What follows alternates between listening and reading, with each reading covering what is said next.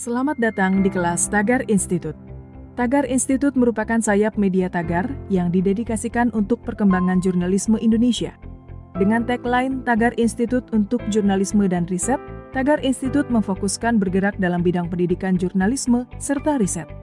Program-program Tagar Institute meliputi antara lain pelatihan menulis berita, menulis opini, investigative reporting, infografis, konten-konten kreatif, serta riset yang meliputi riset politik, ekonomi, pendidikan, sosial, dan di semua bidang yang sesuai dan mengikuti perkembangan media, termasuk media sosial. Pendidikan dan pelatihan diselenggarakan secara online dan offline. Tagar Institute terbuka untuk bekerja sama dengan semua pihak yang memiliki visi sama untuk Indonesia. Tagar Institute, Jurnalisme dan Riset.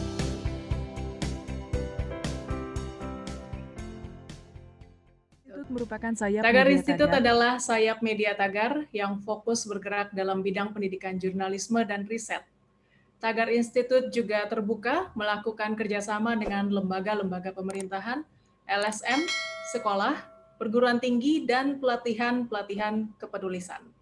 Saya, Kori Olivia, menjadi moderator dalam acara hari ini.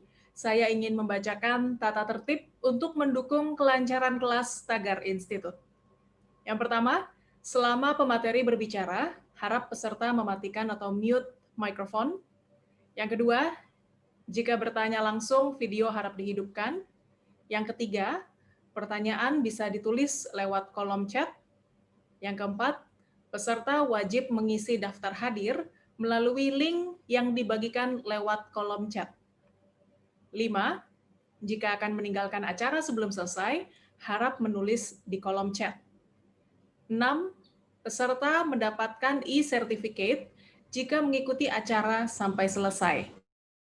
Dan ini yang harus diperhatikan terkait e-certificate ya. Yang pertama, peserta wajib mengisi nama sesuai dengan identitas karena nama yang di-input yang akan ditulis di sertifikat.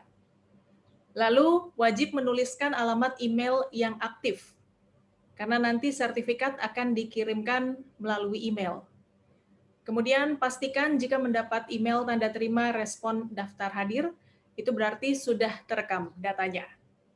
Dan nanti di akhir acara, setelah sesi tanya jawab, kita akan foto bersama, peserta diharapkan standby. Sebelum kelas dimulai, waktu kami berikan kepada Bapak Vetra Tumanggor sebagai pemimpin redaksi Tagar untuk memberikan sambutan singkat. Silakan, Pak Vetra. Ya, terima kasih Kori Olivia dari Tagar. Selamat siang kepada Bapak Ibu, kawan-kawan semua, mahasiswa. Selamat datang di acara webinar atau pelatihan yang dilakukan oleh Tagar Institute. Saya Vetra Tumanggor, pemimpin redaksi tagar.id, ingin menyampaikan bahwa Tagar Institute ini adalah salah satu sayap yang berada di bawah tagar.id dan kami baru berkembang. Kami sebagai media yang relatif masih muda sebenarnya, tapi sejauh ini perkembangan kami cukup baik.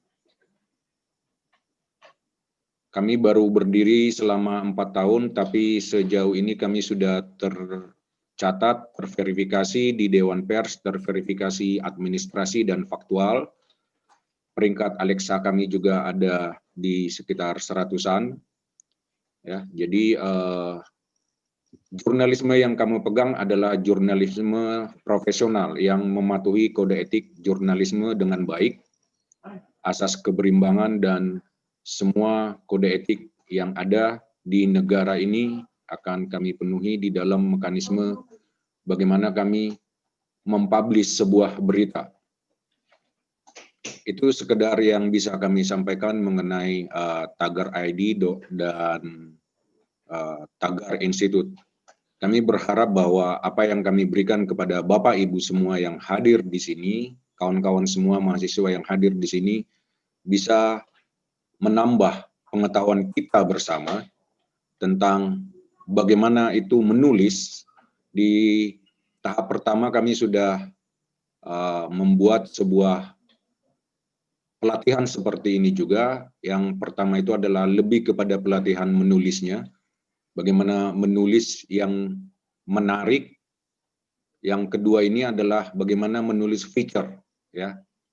Feature ini agak berbeda ya, bukan spot news, bukan hard news, tapi lebih pada bagaimana membuat sebuah tulisan tentang keseharian, in-depth reporting sebenarnya, lebih pada reportase mendalam.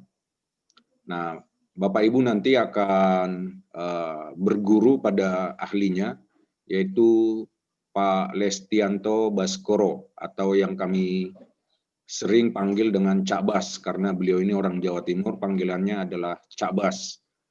Nanti beliau akan menerangkan bagaimana sebuah feature yang menarik, ya, bagaimana menulis feature yang menarik sehingga orang tergugah untuk membaca. Saat ini banyak tulisan-tulisan, saat ini banyak karena tersedia platform untuk kita menulis, tapi apakah ada banyak tulisan yang orang mau baca? Nah, itu persoalannya kadang-kadang. Nah, ini yang harus kita cermati, tidak hanya sekedar menulis, tidak hanya bisa menulis, tapi bagaimana bisa membuat sebuah tulisan yang menarik. Orang mau membaca. Itu dimulai dari judul, kemudian yang kedua akan dimulai dari bagaimana Anda mulai menarik pembaca dengan membuat paragraf pertama itu membuat orang penasaran. Tapi lebih lengkapnya nanti akan diterangkan oleh Cak Bas. Saya pikir untuk menyingkat waktu, karena nanti Cak Bas akan jauh lebih banyak berbicara untuk menerangkan bagaimana menulis feature yang baik. Inilah sekedar sambutan dari saya sebagai pemimpin redaksi tagar.id. Selamat datang kepada Bapak Ibu semua, sekali lagi selamat datang. Mari bersama-sama kita belajar agar kita punya manfaat, kita punya kegunaan bagi siapapun dari tulisan-tulisan yang dibaca oleh orang lain. Saya pikir itu dulu yang bisa kami sampaikan. Mbak Kori, silakan. Baik, terima kasih Pak Vetra. Selanjutnya waktu kami berikan kepada Bapak Lestantia R. Baskoro, founder Tagar Institute sekaligus redaktur eksekutif Tagar ID, untuk menyampaikan materi hari ini, yaitu bagaimana menulis feature yang baik, menarik, dan asyik. Silakan Pak Bas. Terima kasih Mbak Kori Olivia. Selamat siang semua teman-teman, bapak-bapak dan ibu-ibu, adik-adik, kakak-kakak dari Sabang sampai Merauke. Selamat datang di kelas Tagar Institute ya. Hari ini kita akan belajar atau berbagi pengalaman tentang menulis feature. Di sini juga banyak sekali, ada beberapa teman yang saya kenal ya. Ada teman saya juga dari Bu Aceh Danasri dari Komisi Perlindungan Anak ya. Ada beberapa teman dari lembaga lain, juga ada beberapa teman-teman saya dari Jogja dan perguruan tinggi lainnya ya. Saya anggap saja ini sebagai ajang bagaimana kita berbagi ilmu.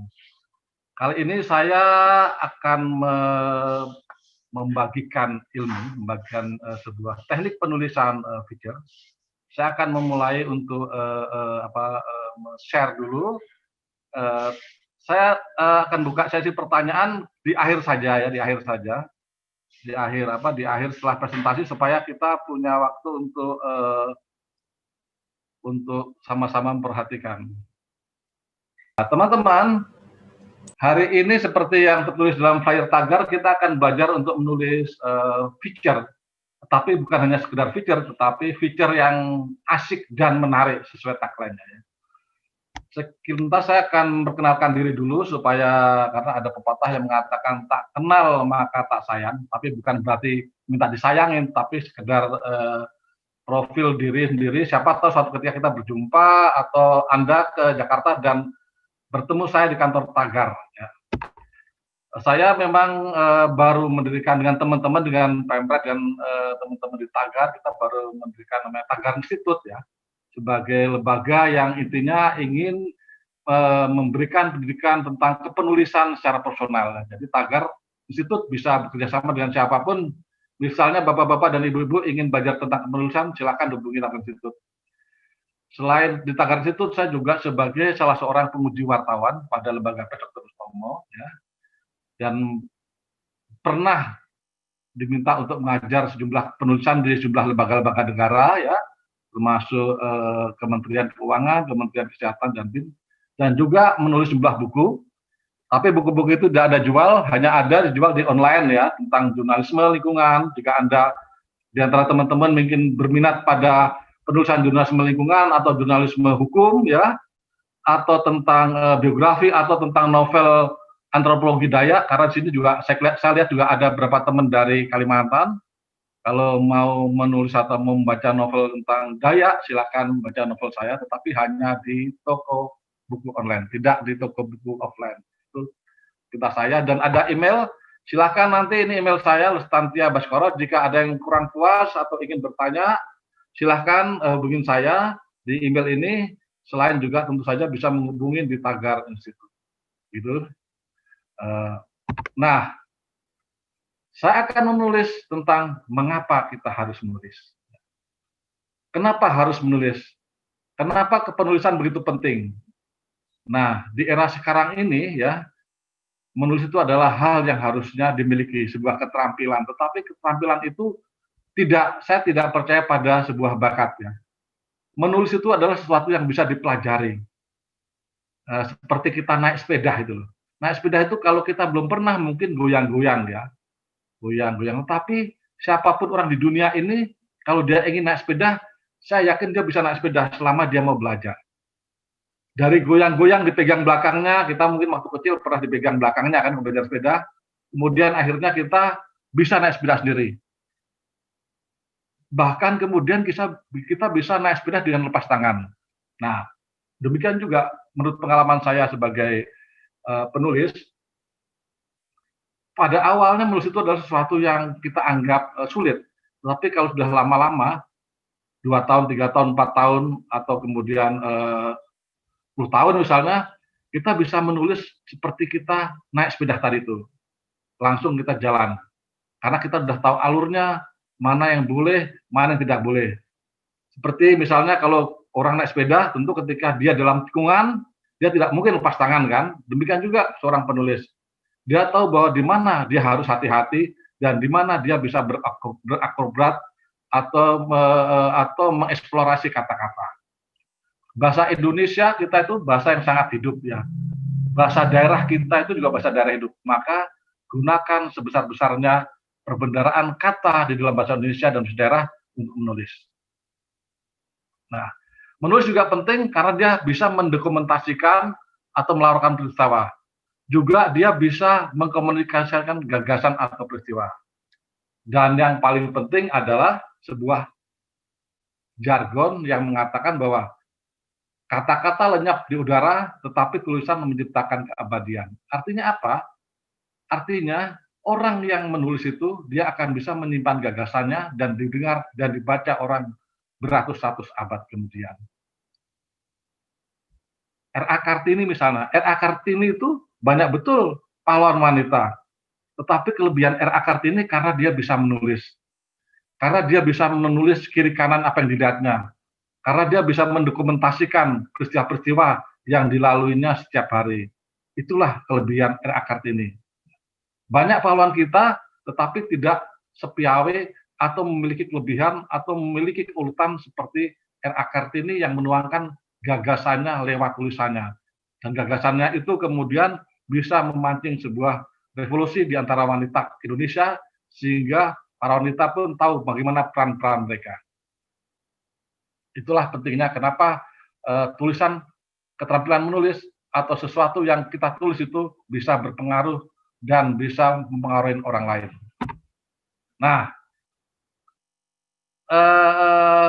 saya yakin di antara peserta ini yang ratusan orang ini tentu biasa membaca berita, ya, membaca berita. Kita tahu ya bahwa berita itu prinsipnya adalah 2, yaitu berita dan non berita, ya. Nah, non berita itu biasanya disebut dengan feature. Walaupun juga dalam perkembangannya nanti feature pun ada kemudian disebut news feature ya. Nah, berita itu seperti kita lihat misalnya Anda baca Tagar ID ya, baca kemudian Kompas, itu adalah berita-berita yang ditulis dengan gaya hard news atau straight, langsung to the point ya. Ada juga berita-berita yang berkaitan dengan tulisan-tulisan ringan ya, yang berkaitan dengan tulisan-tulisan enteng. Nah, itu yang kemudian awalnya disebut dengan feature. Ada juga opini. Opini itu adalah tulisan yang berisi gagasan atau pandangan personal atas sesuatu. Ya, itu artikel-artikel ya. Artikel misalnya artikel itu semacam pendapat itu ya, yang sangat subjektif ya, yang tidak ada beritanya, tetapi hanya pemikiran. Itu adalah disebut dengan opini atau esai. Nah, hari ini kita menulis tentang feature. Feature sebuah bentuk tulisan yang sangat lain dengan hard news ya. Dia memiliki sesuatu kelebihan dibanding berita-berita semacam hard news ya. Kenapa kelebihannya itu nanti kita pelajari, tetapi salah satu yang asik dari hard news adalah kita bisa memasukkan pikiran-pikiran kita. Kita bisa memasukkan bahasa-bahasa yang kita pilih sendiri. Dan kita bisa bermain dengan kata-kata sehingga orang penasaran dan mengikuti apa yang kita tulis dan bahkan mengikuti apa yang ingin kita sampaikan. Nah, bagi mereka yang mungkin belum tahu tentang berita, ini adalah sebuah unsur-unsur berita. Ya. Unsur berita itu ada 5W1H, yaitu who, what, when, why, dan how. Ini unsur berita yang abadi ya. Sampai sekarang pun saya kira belum ada menambahkannya atau menguranginya. Karena begitu menguranginya, maka unsurnya akan tidak lagi menjadi berita. Apa itu? Yaitu who, siapa ya, what itu apa, where itu di mana, when itu kapan, why itu mengapa, dan how itu bagaimana. Nah, ini. Jadi sebuah berita harus ada who ya.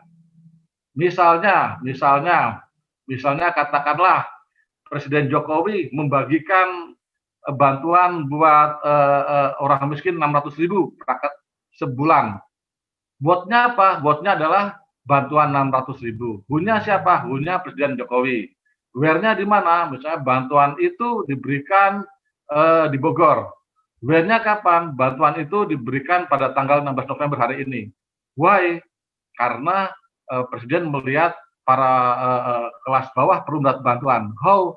Bagaimana bantuan itu? Bantuan itu disalurkan melalui rekening masing-masing. Nah, itulah unsur abadi dari sebuah berita mengandung 5W1H. Nah, di dalam hard news di dalam hard news atau berita-berita semacam berita langsung ya. Jadi hard news itu adalah berita langsung ya, straight news, tidak bertele-tele. Itu judul itu mencerminkan berita. Jadi dengan judul pun kita sudah tahu isi beritanya apa. Misalnya gini, judulnya adalah Jokowi memberikan bantuan tunai 600.000. Itu judul berita. Jadi dari judul berita itu kita sudah tahu bahwa isi berita itu mencerminkan atau mengabarkan Presiden Jokowi memberi bantuan. Ya. Kemudian sifat hard news makin ke bawah berita semakin tidak penting ya. Itu misalnya tadi Jokowi itu memberi bantuan, kemudian yang paling bawah itu adalah keterangan dari para pengamat yang berkomentar soal bantuan itu. Nah, itu semakin bawah semakin tidak penting. Artinya tanpa itu pun sebuah berita itu tetap sudah mencerminkan berita, karena yang penting adalah tentang bantuan itu. Dan tidak ada opini, ya. Jadi sebuah berita hard news seperti semacam yang ada di Kompas, Republika atau lain itu tidak ada opini, ya.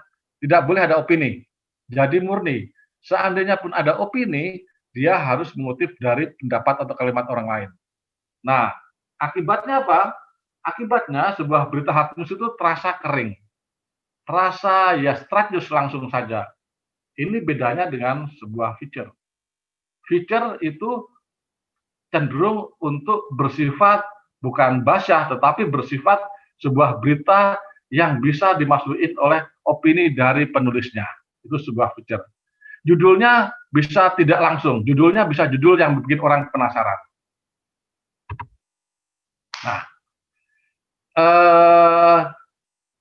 saya akan menerangkan dulu sebentar ke belakang bagaimana sejarahnya kok ada feature. Apakah feature itu tiba-tiba muncul baru setahun, 2 tahun, atau 50 tahun? Tidak ya. Jadi feature itu sebuah tulisan yang sudah muncul sejak koran pertama terbit ya.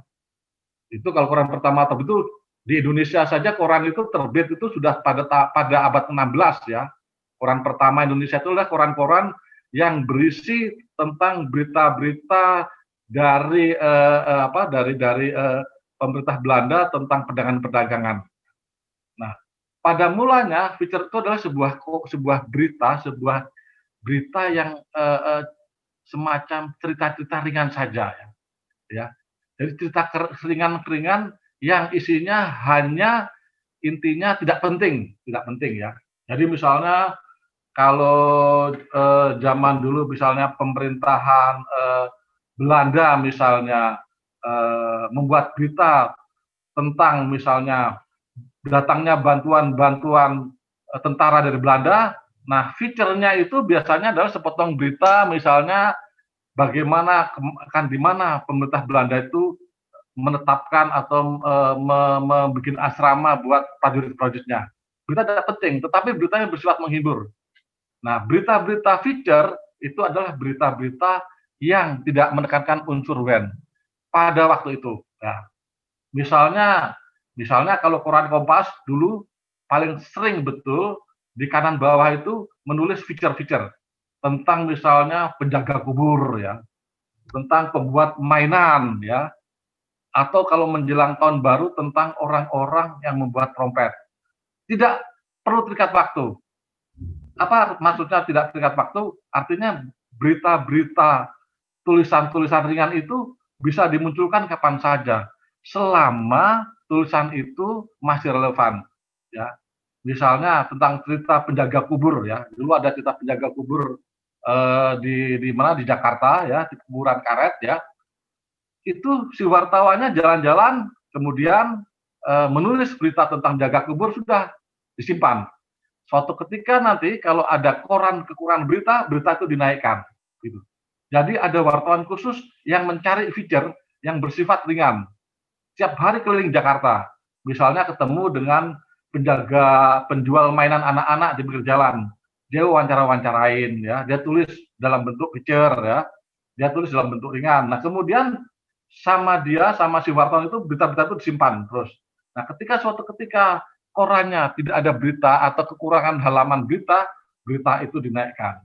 Nah karena itulah feature pada awalnya, pada sejarahnya adalah sebagai sebuah tulisan-tulisan ringan di sela-sela berita-berita hard news, di sela-sela berita-berita keras, di sela-sela berita-berita yang langsung, yaitu hard news. Jadi sangat bersifat menghibur saja.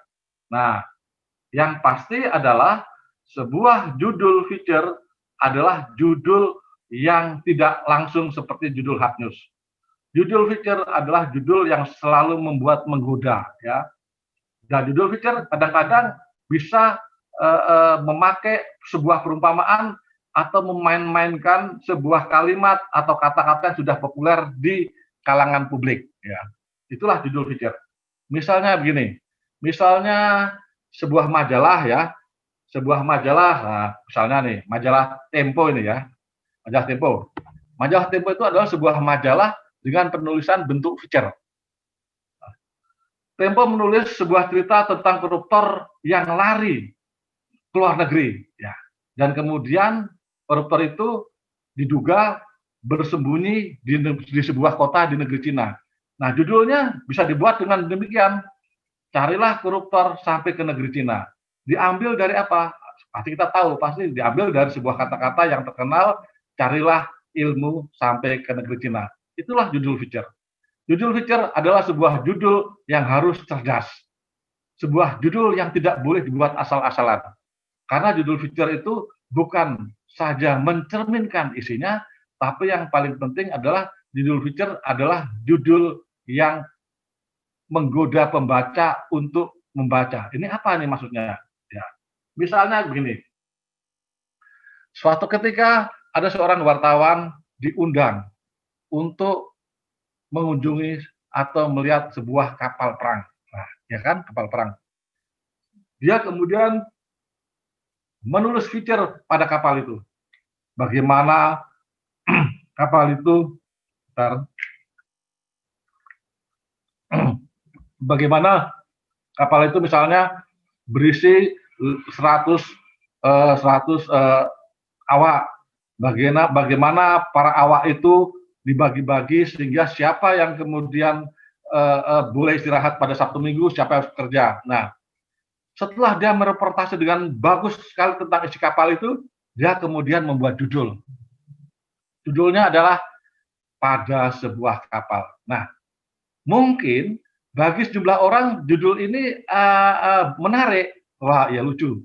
Tetapi bagi sejumlah orang lain, mereka yang orang-orang yang pernah membaca sebuah novel pasti tahu bahwa judul Pada Sebuah Kapal adalah judul sebuah novel karangan N. Hadini. Nah, itulah judul sebuah feature. Sangat kreatif, dituntut kreatif. Dia bisa judulnya mengambil dari judul sebuah film yang kemudian diolah, dia bisa mengambil judul dari sebuah novel, atau dia bisa mengambil juga dari sebuah peribahasa, ya. Tapi yang penting judul itu adalah sebuah bagian yang sangat atau juga salah satu bagian terpenting dari sebuah feature. Nah, jadi inilah sifat tulisan feature, ya. Pertama adalah dia menghibur. Apa menghibur? Menghibur itu artinya pembacanya itu senang membaca itu, ya. Bahkan cerita sedih pun sebuah feature bisa menuliskannya sehingga pembaca merasa, aduh bagaimana ya ini kok semacam begini. Jadi menghibur bukan arti membuat senang, tetapi menghibur dalam senang tanda petik yang sangat luas, ya. Itu sebuah feature. Kemudian meninggalkan kesan pada pembaca. Nah, itu sebabnya kenapa orang-orang selalu bilang setelah membaca sebuah tulisan feature ada sesuatu yang semacam tertinggal di hati mereka setelah membaca itu. Nah, itu karena kepintaran dari penulisnya, ya. Itu akan tergambar di dalam lead dan ending. Nah, lead dan ending mengejutkan itulah yang kadang-kadang membuat feature bisa menggerakkan orang, ya. Ya, misalnya di sebelah kiri kita nih. Sebelah kiri kita adalah sebuah foto tentang seorang anak korban taklam. Penulis yang bagus, penulis yang bisa menuliskan dengan jernih, dengan jelas dan memilih kata-kata yang bagus, dengan ending yang bagus, tulisan tentang anak ini bisa menggerakkan banyak orang untuk kemudian bersimpati, menolong, atau bahkan mengambil atau bahkan mengajukan diri untuk memungut anak ini sebagai anak angkatnya. Dan itu sudah terjadi. Nah, itulah feature, ya. Nah, bedanya juga feature adalah tentang what, who, when, where, why, dan how tersebar di seluruh tubuh. Jadi kalau tadi kita berbicara tentang hard news yang pertama tadi, bahwa 5W dan 1H itu unsur-unsur yang harus ada di alinea pertama dan alinea kedua, maka di dalam feature unsur-unsur 5W dan 1H, ya, bagi mereka yang baru pertama kalinya mendengar istilah ini 5W 1H, saya ulangi lagi ya, 5W 1H itu adalah unsur dalam berita yang artinya menerangkan tentang what atau apa peristiwanya, who siapa yang terlibat dalam peristiwa itu, when kapan peristiwa itu terjadi, where di mana peristiwa terjadi, why mengapa peristiwa itu terjadi, dan how bagaimana terjadi. Jika di dalam berita hard news atau flash news itu selalu ada di bagian alinea-alinea atas. Jika 5W dan 1H itu ada di alinea bawah, berarti itu bukan tulisan hard news. Jadi itu sebabnya kenapa prinsip hard news itu adalah semacam piramida terbalik. Jadi orang membaca ceritanya 2 atau 3 alinea, bahkan 1 alinea saja orang sudah tahu apa isi berita itu. Tetapi dalam feature 5W dan 1H harus tersebar di seluruh tubuh. Dan itu kepintaran dari penulisnya bagaimana menyebarkan 5W 1H sehingga pembaca harus tertarik membaca tulisan sejak awal, sejak judul sampai akhir. Jika sebuah feature pembaca baru membaca satu atau dua alinea kemudian sudah tidak mau membaca, berarti penulis feature sudah gagal menulis feature. Nah, itu saja rumusnya ya. Jadi, menulis feature adalah sebuah teknik yang membuat pembaca tertarik membaca dari judul sampai akhirnya. Ya. Itu sebabnya maka subjektivitas penulis bisa masuk. Tentu subjektivitas itu bukan berarti ngawur ya. Kalau misalnya ada dia mengatakan bahwa lelaki itu jalannya gagah seperti para prajurit yang akan berangkat ke medan perang. Ya nggak apa-apa, itu subjektif. Tapi kalau orang membayangkan prajurit ke medan perang mungkin akan gagah, ya semacam itu. Tidak apa-apa. Ya semacam misalnya hidungnya mancung sekali, mengingatkan orang pada artis cantik, gitu kan? Artis cantik misalnya kita sebutkan saja artis cantik Nikita, nah, Nirjani misalnya, nggak apa-apa, karena orang tahu bahwa Nikita adalah hidungnya atau wajahnya cantik. Nah, itu subjektivitas yang bisa masuk di dalam sebuah feature. Ya. Dan itulah salah satu kebebasan dari seorang penulis feature dibanding penulis hard news. Nah, sekarang bagaimana membuat feature? Banyak sekali orang membuat feature, tetapi jarang sekali atau jarang orang bisa menulis feature bagus sehingga pembaca terpikat dan mungkin pembaca akan bilang, waduh ini feature-nya luar biasa. Ya. Karena sesungguhnya membuat feature itu tidaklah membuat berita secara serampangan. Membuat feature itu tidak boleh membuat sebuah tulisan serampangan asal jadi, tidak. Dia harus memenuhi sejumlah kaidah-kaidah sehingga tulisan itu demikian menarik dan membuat orang penasaran membaca. Ya. Jika kita hanya menulis sebuah tulisan asal jadi, maka kita termasuk bukan orang-orang penulis yang baik. Penulis yang baik, dia menulis dengan hati. Dia menulis dengan hati-hati, dengan sepenuh hatinya, dengan judul yang baik, dengan judul yang memikat, dengan awalan atau lead yang bagus, dan mengakhiri juga dengan ending yang bagus. Itulah seorang penulis yang baik. Nah, untuk membuat feature yang baik, yang pertama kita harus temukan angle tajam. Nah, apa itu angle? Angle itu bukan angel ya. Banyak orang keliru kadang-kadang angel. Saya nggak tahu angel itu. Angel itu harusnya bidadari. Angle itu adalah sudut pandang. Kita mau menulis apa, peristiwa apa, dari sudut pandang apa. Ya. Kita harus pilih sudut pandang itu supaya kita betul-betul fokus apa yang kita tulis. Ya. Karena angle itu sebuah peristiwa bisa dilihat dari angle apapun. Ya, misalnya begini, kita mau menulis tentang seorang nelayan mendapat bantuan pemerintah 600.000 sebulan di masa pandemi. Nah, kita mau menulis feature dengan angle apa? Apakah kita fokus pada nulis profilnya, ya kan? Kalau kita nulis profilnya, kita harus mengumpulkan semua data, kita eksplorasi profil nelayan itu. Nah, itu angle-nya. Angle-nya berarti apa? Angle-nya berarti bagaimana profil nelayan yang menerima bantuan itu. Atau kita menulis angle lain. Misalnya, cukupkah bantuan itu untuk hidupnya? Nah, karena bantuan itu untuk sebulan, maka angle kita adalah dengan mengajukan pertanyaan. Ya. Jadi angle itu yang paling bagus kita bikin atau kita tulis dalam bentuk pertanyaan.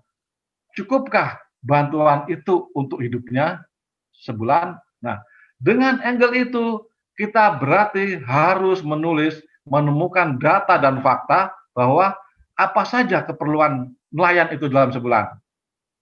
Setelah itu baru kita kemudian tulis apakah 600.000 itu cukup buat dia sebulan. Nah, itulah angle. Dengan mengeksplorasi ini, kita setia pada angle kita. kita tidak membongkar profilnya. Profilnya kita tulis tapi hanya sebagian kecil pelengkap saja. Tetapi bagian porsi terbesarnya adalah angle cukupkah bantuan itu untuk hidupnya. Dengan demikian kita akan nulis apa saja kebutuhan hidupnya, beli beras berapa kilo, minyak perlu berapa kilo, buat SPP anaknya berapa banyak, buat rokoknya berapa. Nah, kita akan nulis. Nah, apakah kemudian cukup atau cukup, kita akan nulis soal bagaimana bantuan itu. Dengan angle cukupkah bantuan itu untuk hidupnya. Nah, itulah salah satu dari angle. Sama-sama ada peristiwa, penulis yang bagus dia akan menemukan angle yang lain. Ya. Nah, setelah membuat feature, setelah angle, baru kita tentukan narasumbernya. Narasumber sebuah feature sebaiknya lebih dari 2. Baiknya minimal 3, lebih baik lagi 4, tergantung. Semakin panjang tulisan Anda, tentu diperlukan semakin banyak narasumber. Supaya apa? Supaya tulisan itu hidup. Ya. Sebuah tulisan feature yang hanya cuma 1 atau 2 narasumber itu terasa kering. Dan terasa juga bahwa penulisnya malas untuk mencari narasumber lain. Kecuali memang tidak ada narasumber lain. Nah, narasumber sebuah feature menurut saya sebaiknya minimal adalah 3 atau 4. Siapakah narasumber itu? Tergantung kepentingan mana. Ya. Bagaimana menentukan narasumber? Tergantung dari angle kita. Di dalam contoh atas tadi, jika angle-nya adalah cukupkah bantuan itu untuk hidupnya, narasumbernya pertama tentu nelayan itu, suaminya. Kedua siapa? Tentu kita akan tanya istrinya. Istrinya akan tahu kebutuhan apa saja. Oh, 600.000 itu bagi kami sangat cukup betul, karena keperluan kami sebulan beras hanya 5 kilo, gitu kan. Atau kami tidak punya tanggungan apa-apa lagi. Nah, kemudian yang ketiga apa misalnya? Pertama nelayan, kedua adalah istrinya. Ketiga, kita bisa menulis misalnya dari pengamat, misalnya kita tambahin pengamat nelayan untuk memotret bagaimana bantuan itu. Nah, demikianlah. Maka dari sebuah angle kita akan menurunkan siapa saja yang kita wawancarai. Ya. Tetapi yang paling bagus sebuah feature adalah tentu saja mewawancarai sumber-sumber yang terkait langsung. Misalnya sumber ketiga tadi bukan pengamat, kita ganti ketua RT setempat atau ketua kelompok nelayan. Dia akan cerita betul, oh bagi kami, bagi para nelayan, bantuan 600.000 itu adalah sangat berarti sekali. Nah, dengan 3 narasumber tadi, nelayan laki-laki, istrinya, dan ketua komunitas nelayan, kita bisa membuat sebuah cerita tentang bantuan pemerintah kepada nelayan dengan angle cukupkah bantuan itu untuk hidupnya. Judulnya kita bisa bilang, misalnya 600.000 yang menyelamatkan hidup Parmin. Parmin nama nelayan, nah misalnya itu. Ya. Jadi bukan lagi judulnya adalah bantuan Presiden Jokowi 600.000 dan nelayan. Itu adalah judul hard news. Tapi kalau kita sudah buat judul feature, kita akan bisa bermain-main dengan judul itu. Seperti tadi misalnya saya kasih contoh 600.000 yang menyelamatkan nyawa Parmin. Nah, kan? Misalnya itu salah satu judul. Banyak sekali judul. Jadi sebuah judul harus dipikirkan betul-betul. Tidak boleh asal-asalannya. Judul sebuah feature sebaiknya tidak panjang-panjang. Sebaiknya 4 atau 5 kata, tetapi betul-betul sebuah judul yang menggoda pembaca. Nah, kemudian lead dan ending harus menarik ya. Kita tahu bahwa lead itu adalah kata-kata pertama dalam sebuah cerita feature. Ya, di sini saya ingin menekankan kata-kata atau kalimat pertama ya, mungkin lebih tepat kalimat pertama, bukan alinea ya, bukan alinea tetapi kalimat pertama, itulah lead ya, kalimat lead. Peristiwa itu telah mengubah hidupnya, titik, itu adalah lead ya. Atau misalnya rumah itu terhimpit di antara gedung-gedung tinggi, titik. Nah, itu adalah lead. Sebuah lead adalah sebuah pembuka cerita. Jadi lead itu betul-betul harus dibuat sedemikian rupa sehingga membuat orang penasaran dan menarik. Demikian juga ending atau akhir cerita itu buatlah di dalam sebuah feature, ending itu adalah sesuatu yang tidak boleh dibuat asal-asalan. Ya. Di dalam cerita tadi misalnya cerita anak-anak yang bencana tadi, penulis yang misalnya anak tadi bernama Lastri, ya, atau ya Lastri, Anda bisa mengakhiri cerita itu dan mengatakan si Lastri tadi itu kan korban bencana misalnya ya, hidup sendirian, kemudian keluarga yang meninggal. Anda membuat feature tentang Lastri, kemudian endingnya Anda tulis dengan endingnya adalah kini Lastri hidup sendirian dan menanti uluran tangan orang-orang yang ingin mencintainya. Titik. Nah, itu adalah ending. Ending dengan sedemikian rupa itu bisa membuat pembaca kemudian jatuh hati pada Lastri dan kemudian mengangkatnya menjadi anak angkatnya misalnya. Itulah sebuah ending. Sebuah ending tergantung dari bagaimana kita menulis dan bagaimana tujuan dari tujuan itu. Ya, itu sebabnya maka sebuah tulisan feature itu mempunyai daya gerak atau daya untuk menggerakkan orang ataupun kelompok. Oke. Nah, salah satu yang harus kuat di dalam penulisan feature adalah deskripsi. Deskripsi itu adalah sebuah kumpulan dari fakta-fakta yang kemudian kita jadikan sebuah kalimat yang di situ memuat fakta-fakta yang kita lihat. Nah, itu. Nah, bagaimana kita bisa mendapat deskripsi yang kuat? Deskripsi yang kuat muncul ketika mata kita berubah menjadi kamera. Nah, apa maksudnya kamera? Begini, jika kalian misalnya datang ke sebuah tempat untuk membuat tulisan, misalnya masuk ke kantornya seorang Pak Lurah, begitu Anda masuk ke kantor Pak Lurah itu, maka penulis yang bagus sudah mengubah matanya menjadi kamera. Artinya dia tanpa bilang tentunya diam-diam dia akan melihat Pak Lurah ini hari ini pakai baju apa. Ya.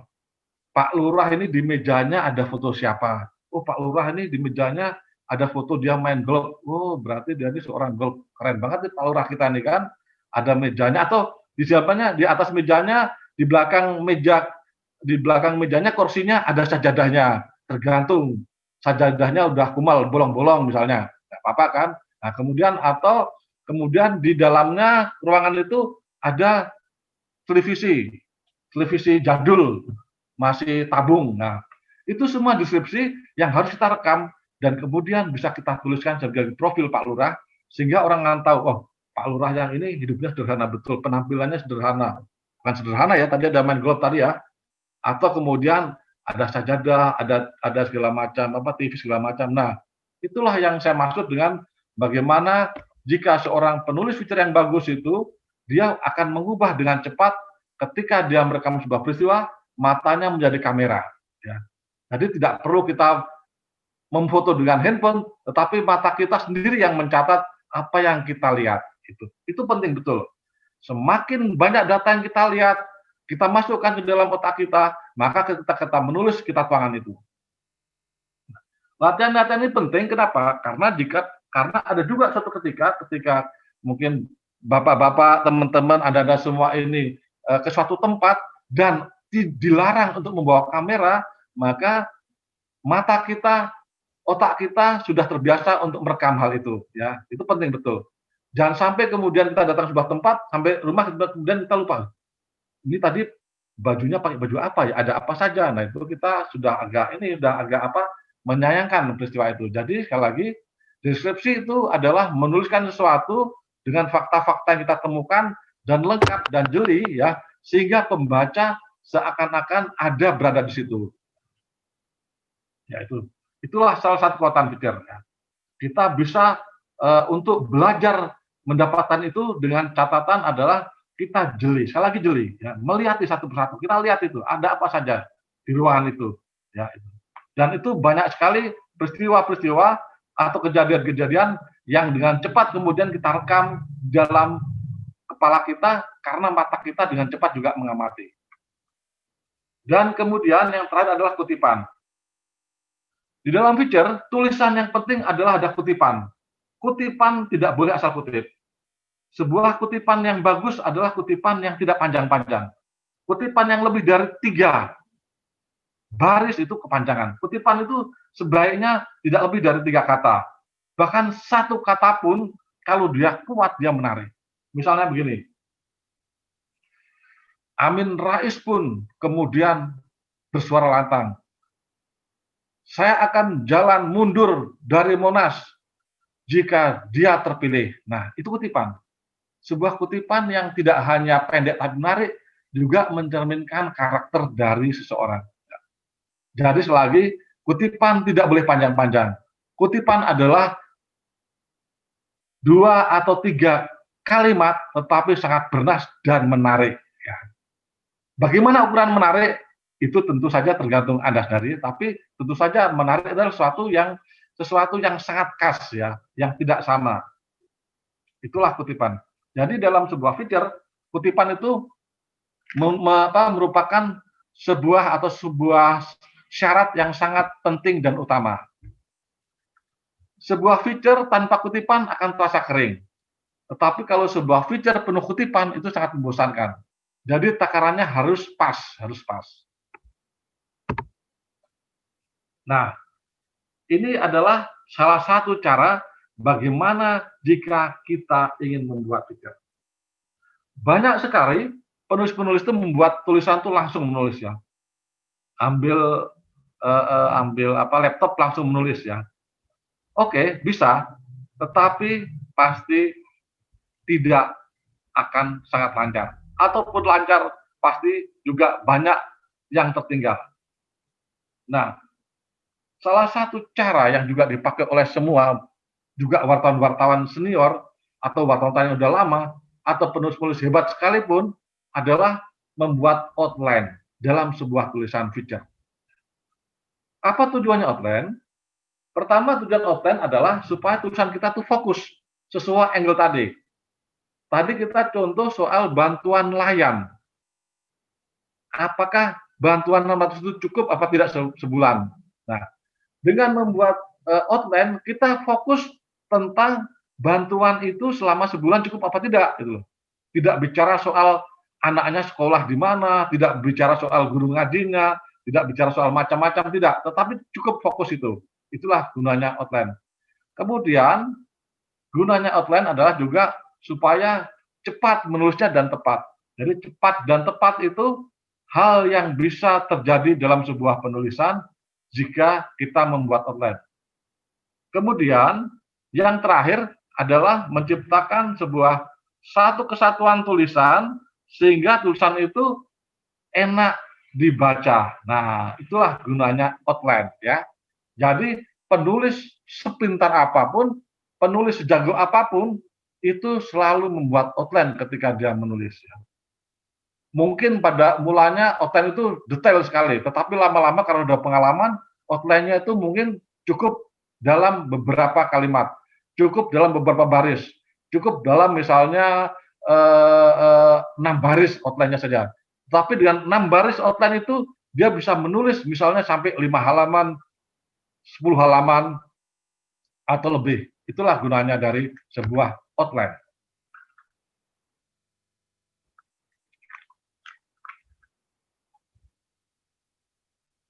Jadi, jika ingin selamat atau ingin cepat nulis atau tepat, sekali lagi, buatlah outline. Ada yang bertanya sampai sini? Oke, Pak Bas, ini sudah banyak sekali pertanyaan yang masuk, Pak. Sambil waktunya tinggal 3 menit lagi. Mau dilanjut, Pak Bas? Oke, saya lanjut dulu ya. Oke. Nah, ini dia bintang kita, calon apa ini? Presiden ke-11. Waduh, lalatnya luar biasa. Nah, teman-teman, saya ingin mengajak Anda semua memikirkan bagaimana kita membuat outline, misalnya dengan topik yang hari ini menjadi legenda Indonesia, Nikita Mirzani. Kalau yang belum pernah kenal namanya atau belum tahu wajahnya, sebaiknya saya sarankan left dari acara ini, ya. Bercanda. Ya, ini Nikita Mirjani. Kita tahu kan, Nikita minggu-minggu ini lagi sedang ramai dibicarakan karena komentarnya terhadap Habib Rizik. Oke.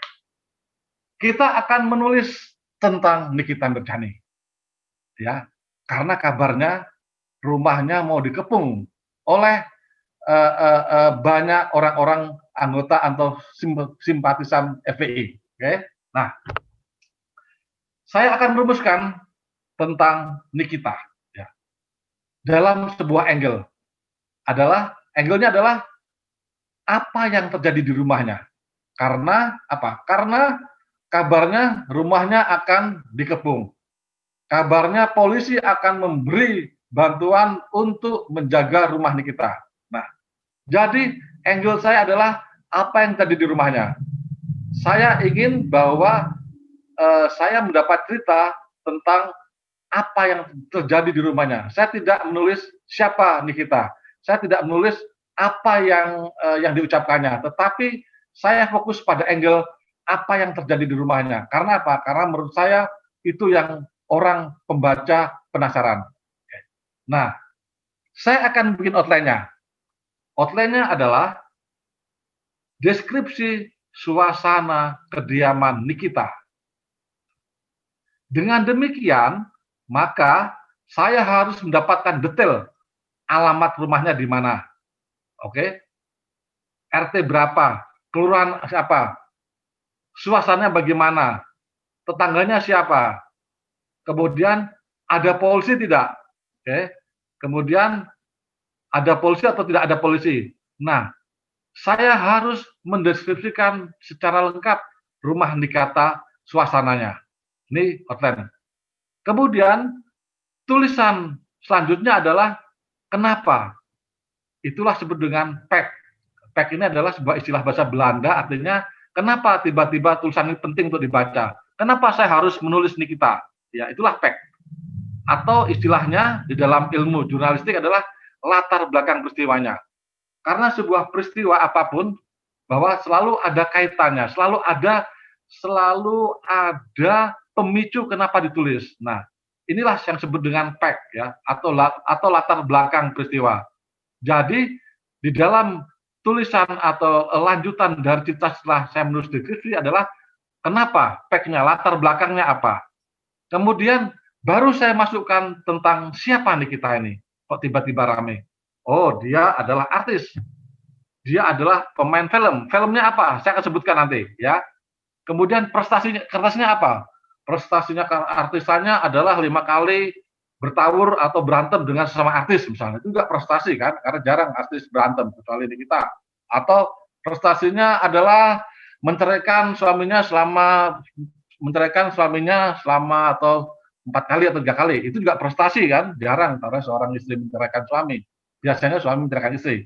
Nah, itulah profil dari kita. Kemudian yang terakhir adalah deskripsi atau komentar atau Nikitanya sendiri atau komentar orang lain tentang kasus ini, tentang suasana rumah Nikita. Atau kita tulis lagi deskripsi rumah Nikita ketika kita meninggalkan kediamannya. Nah, inilah sebenarnya outline. Dengan membuat outline 1, 2, 3, 4, saya bisa menulis soal cerita Nikita feature sepanjang 1 halaman, 2 halaman, 3 halaman, 4 halaman, atau 5 halaman. Nah, itulah outline-nya. Tinggal bagaimana kita mengeksplorasi dari apa-apa yang ada di outline kita. Nah, itulah yang disebut dengan outline. Jadi, teman-teman, siapapun yang input feature, bikinlah outline sebaik-baiknya. Misalnya saja ada kemudian di sini, misalnya siapa Nikita film, Anda akan masukkan di sini komentar dari seorang pemain film misalnya pemain filmnya siapa ya sekarang terkenal itu, misalnya yang lagi terkenal siapa ya,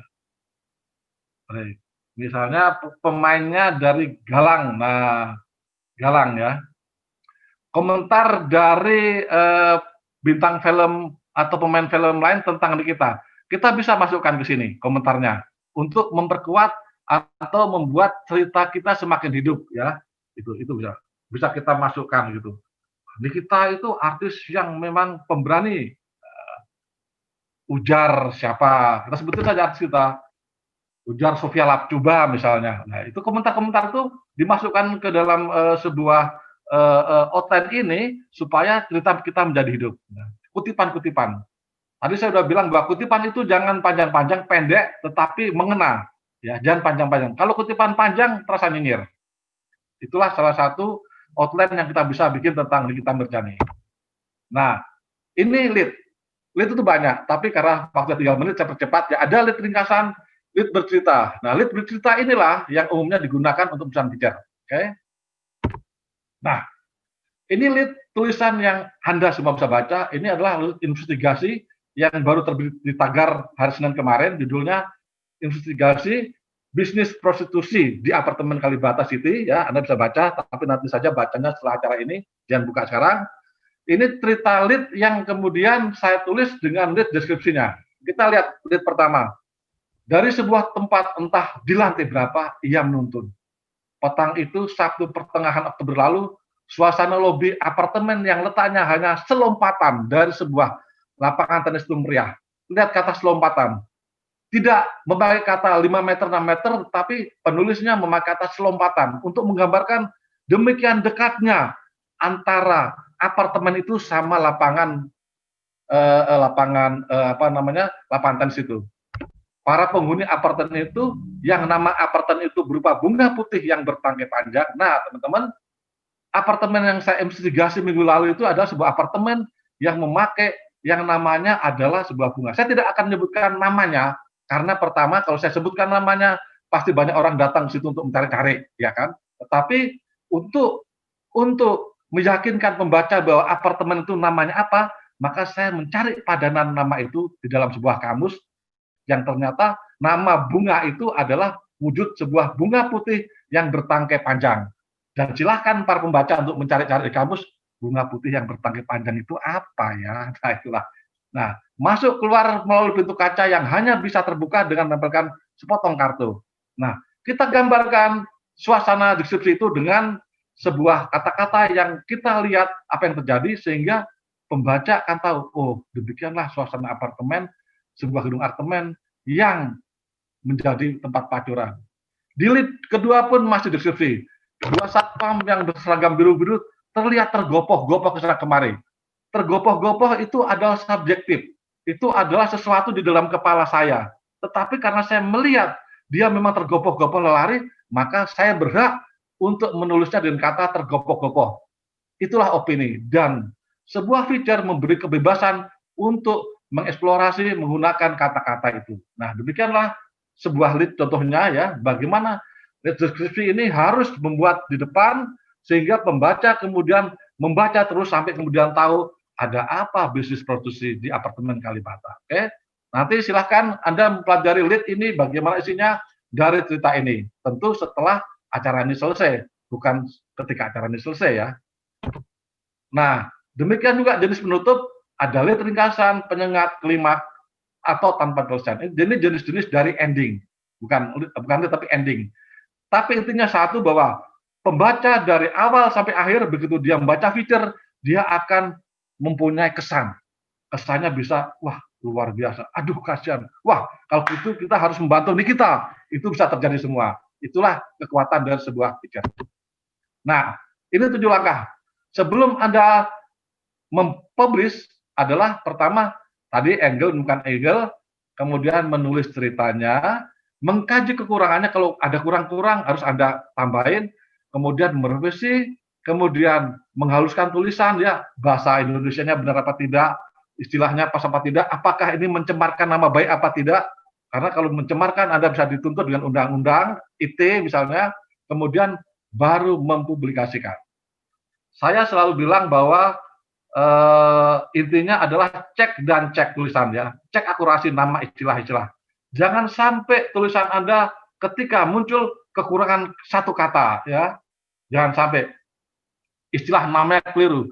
Nulis Nikita Mirzani bukan pakai Z tapi misalnya pakai J misalnya, padahal harusnya pakai Z itu kan.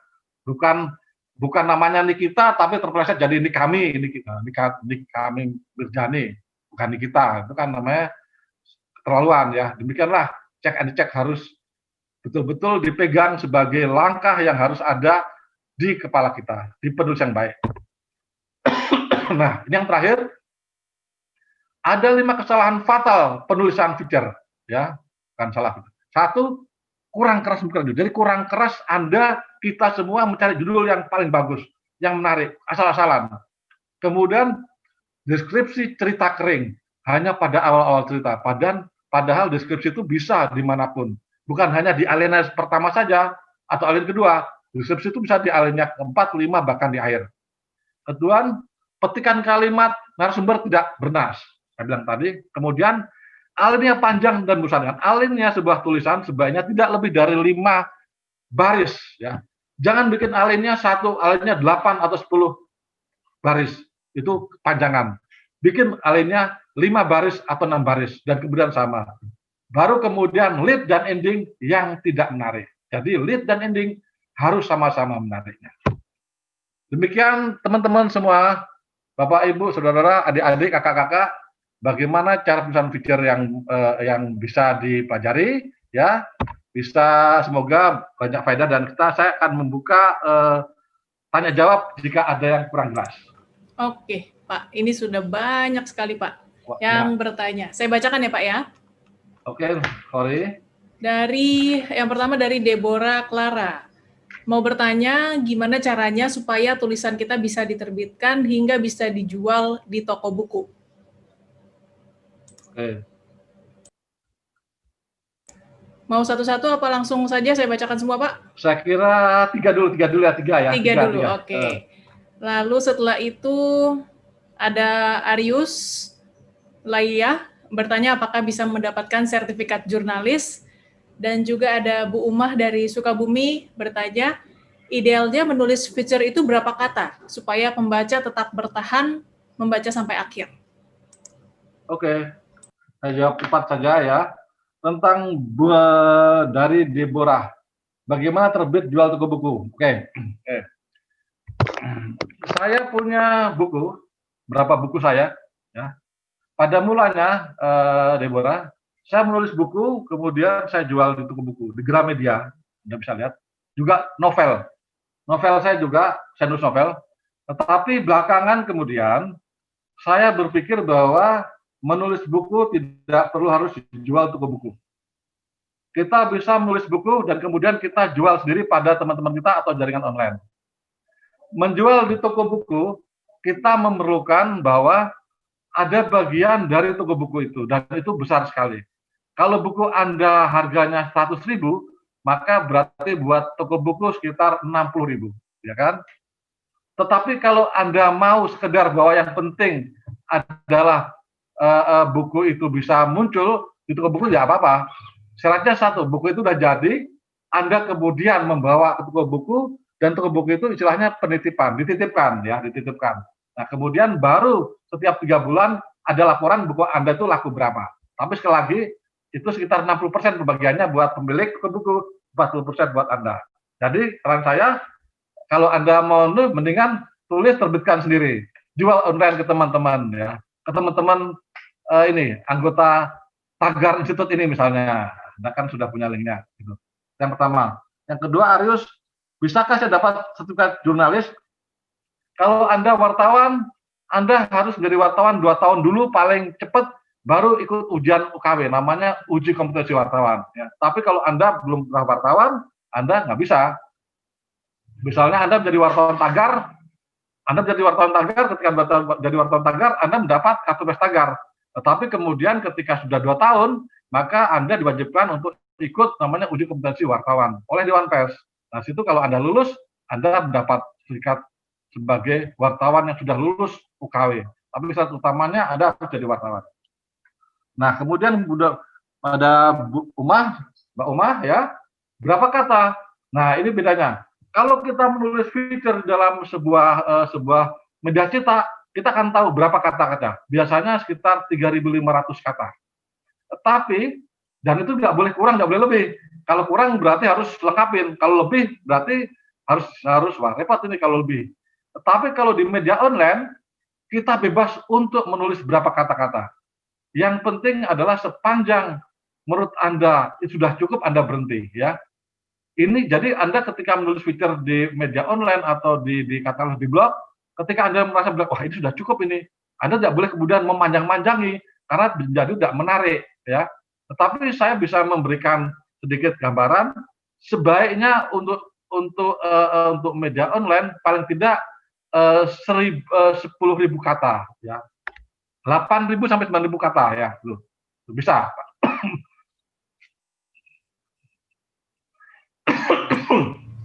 Aduh, minum dulu Pak, minum dulu Pak. Minum dulu ya, biar waktu soalnya nih. Maaf, batu-batu saya nih ya. Tadi pagi soalnya baru rapat webinar juga. Oke. Jadi begini, Uma, di online itu kita punya kebebasan. Selama tulisan pikir Anda menurut Anda masih menarik, silahkan Anda. Kalau Anda nanti membaca tulisan investigasi saya yang saya tadi bilang, prostitusi di Kalibata, Anda baca, itu adalah bentuk feature. Sepanjang 12.000 atau 14.000, Anda baca. Kalau Anda baca 14.000 itu, Anda terus membaca sampai selesai, berarti feature saya menarik. 14.000, silahkan baca. Tapi kalau Anda baca baru satu halaman Anda tinggalkan, itu berarti feature yang saya tulis tidak menarik. Jadi tergantung seberapa kuat kita menulis, seberapa informasi bisa kita tulis, dan seberapa kita merasa, wah ini udah cukup tulisan feature saya. Tetapi kalau Anda minta berapa batasan, saya kasih batasan antara 8.000, 9.000, atau 10.000 kata-kata dengan minimal 3 atau 4 narasumber. Begitu Mbak Kori. Oke Pak, kita ke pertanyaan berikutnya ya Pak ya. Oke. Dari Nida Aulia Rahmah bertanya apakah boleh secara langsung nanyanya. Boleh. Tapi nggak ditulis pertanyaannya. Boleh, siapa lagi? Oke, nanti mungkin yang Nida Aulia setelah ini ya, langsung nanya ke Pak Bas ya. Lalu Pak Zainal Abidin, ini bertanya langsung 2 pertanyaan nih. Apakah dalam menulis feature harus melakukan wawancara dengan narasumber? Dan apakah komentar dari sumber lain seperti internet harus dituliskan untuk sumber? Oke. Pertanyaan berikutnya, mau Pak? Ya, silakan. Dari Sultan Agung Martin Sianipar, apakah ada contoh tulisan feature yang baik sebagai referensi untuk latihan? Oke. Yang pertama dari Pak Jainal. Nah, di dalam sebuah feature, Pak Jainal, Mas Jainal, sangat diperlukan wawancara dengan sumber. Kenapa wawancara dengan sumber? Pertama adalah kita menulis feature adalah bukan menulis wawancara imajiner ya. Kecuali Anda menulis novel, kecuali Anda menulis cerpen. Tetapi sebuah feature yang dimuat itu adalah feature itu pada awalnya adalah pada prinsipnya adalah sebuah cerita nyata. Anda harus wawancara dia. Walaupun mungkin dia hanya berkomentar 1 kalimat atau dia bilang tidak, saya nggak mau komentar, bisa saja, tetapi Anda harus datang untuk wawancara. Kalaupun tidak mau komentar, ya Anda tulis dia tidak mau komentar. Saya bisa kasih contoh bagaimana saya menulis feature tentang orang di penjara. Ceritanya semua dapat dan saya harus tanya dia, dan dia tidak bicara apapun, hanya menggeleng-geleng kepala. Ya saya tulis dia hanya menggeleng-gelengkan kepala. Tetapi pembaca sudah puas bahwa sebagai penulis kita sudah ketemu sama narasumber itu. Ya. Apalagi kalau ketemu, kita bisa ceritakan profilnya, bagaimana pakainya apa, ya.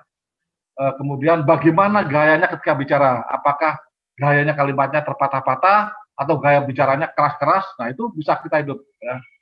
Bicaranya perlahan-lahan. Ya. Anda menulis feature tentang seorang tua misalnya, bicaranya pelan-pelan, medoknya Jawa, seperti mengingatkan penulis pada mantan presiden kita Pak Harto. Bisa aja tuh situ suaranya, oke? Kemudian bagaimana komentar dari internet? Komentar internet bisa Anda ambil tetapi Anda sebutkan narasumbernya, ya. Anda sebutkan narasumbernya itu misalnya dari situs apa, ngomong di mana. Kenapa? Kalau kemudian terjadi sesuatu, Anda bisa dituntut Anda tidak salah karena Anda sudah bilang bahwa Anda mengambil kutipan dari sebuah situs apa, ya. Jangan sekali-kali mencoba mengambil dari internet dan seolah-olah itu adalah punya Anda. Karena kalau terjadi sesuatu yang kena masalah Anda gitu loh ya, yang disidang, yang dilaporkan ke Dewan Pers, yang dilaporkan ke polisi, itulah Anda, bukan orang lain. Jadi kalau mengambil dari internet, saya sarankan tetap sebutkan sumbernya, ya. Misalnya dikatakan, misalnya tadi saya bilang komentar ini soal Mijani, komentarnya Sophia Latjuba, kata Sophia Latjuba seperti diutarakan kepada Tagar ID. Nah, Anda mengutip bahwa berarti Sophia Latjuba itu berkomentar dan dikutip oleh Tagar ID, gitu ya. Kemudian Sultan Agung Sianipar tadi apa ya, Mbak Kori? Sebentar, Pak.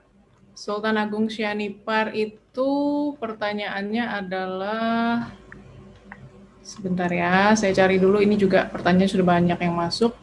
Apakah ada contoh tulisan feature yang baik sebagai referensi untuk latihan, Pak? Oke. Ini karena saya dari Tagar ID, saya sarankan Anda membaca investigasi reporting Tagar yang Senin ini baru terbit. Judulnya adalah Bisnis Seks di Apartemen Kalibata. Itu adalah bentuk tulisan feature sepanjang 12.000 karakter. Di situ akan tertulis betul bagaimana deskripsi sebuah kamar, bagaimana juga deskripsi untuk menghindarkan hal-hal yang tidak dituntut, ya, dan bagaimana ending itu terjadi. Saya silakan baca itu. Itu karena menurut saya salah satu yang paling mudah untuk dipelajari, ya. Itu. Silakan itu. Oke, yang lain? Sorry. Oke, tadi Nida ya. Oh ya, Nida Aulia ingin bertanya langsung. Mungkin host bisa unmute Nida Aulia Rahmah.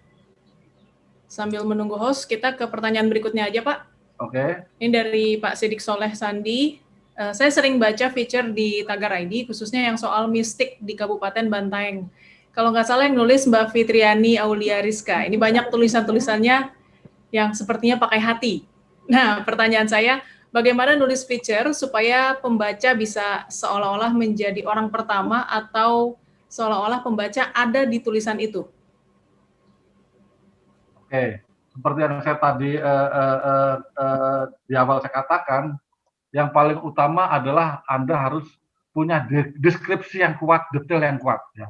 Jadi Anda ceritakan misalnya kalau cerita tentang sebuah tempat yang angker, Anda ceritakan misalnya di depan rumah itu ada pohon apa saja, dan apakah pohon itu ketika Anda datang tengah melambai-lambai atau tidak, bergoyang-goyang apa tidak. Terus rumah itu misalnya dia rapuh, bolong-bolongnya di daerah mana gitu. Bolong-bolongnya sebesar apa? Rumah yang terdiri dari atapnya sudah bolong-bolong seukuran buah kelapa misalnya. Nah, detail-detail ini membuat pembaca seakan-akan ada di situ bersama Anda. Detail-detailnya seakan-akan membuat pembaca juga hadir di rumah itu. Jadi penulis feature itu sebetulnya mewakili pembaca. Penulis feature yang bagus sangat detail sehingga dalam istilah saya seolah-olah pembaca itu bisa membaui bau rumah tua itu jika dia cerita mistik. Itulah itulah salah satu kehebatan dari teknik feature. Karena teknik feature itu adalah teknik bercerita. Anda bisa menggiring imajinasi seorang pembaca sehingga seolah-olah pembaca itu ada di situ. Dan memang itu sebabnya penulis feature yang bagus biasanya dia akan bisa juga menjadi seorang novelis karena dia sudah punya dasar-dasarnya.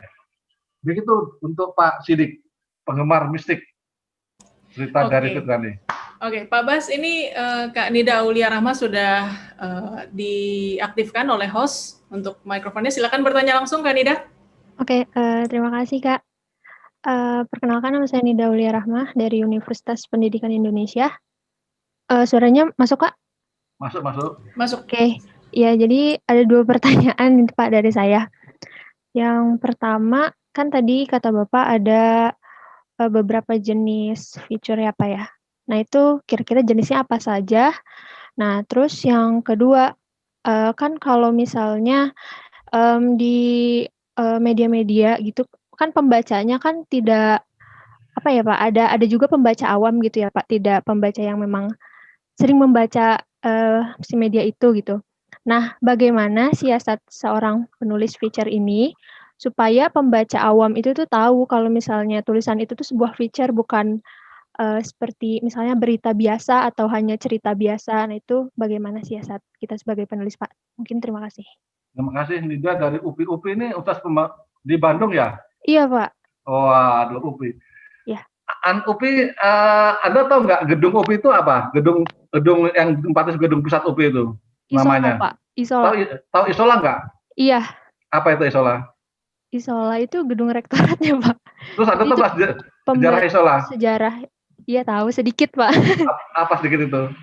Jadi Isola itu sebenarnya dulunya itu sebagai villa gitu ya, villa-villa orang Belanda yang tinggal di Bandung, dan Isola itu sendiri itu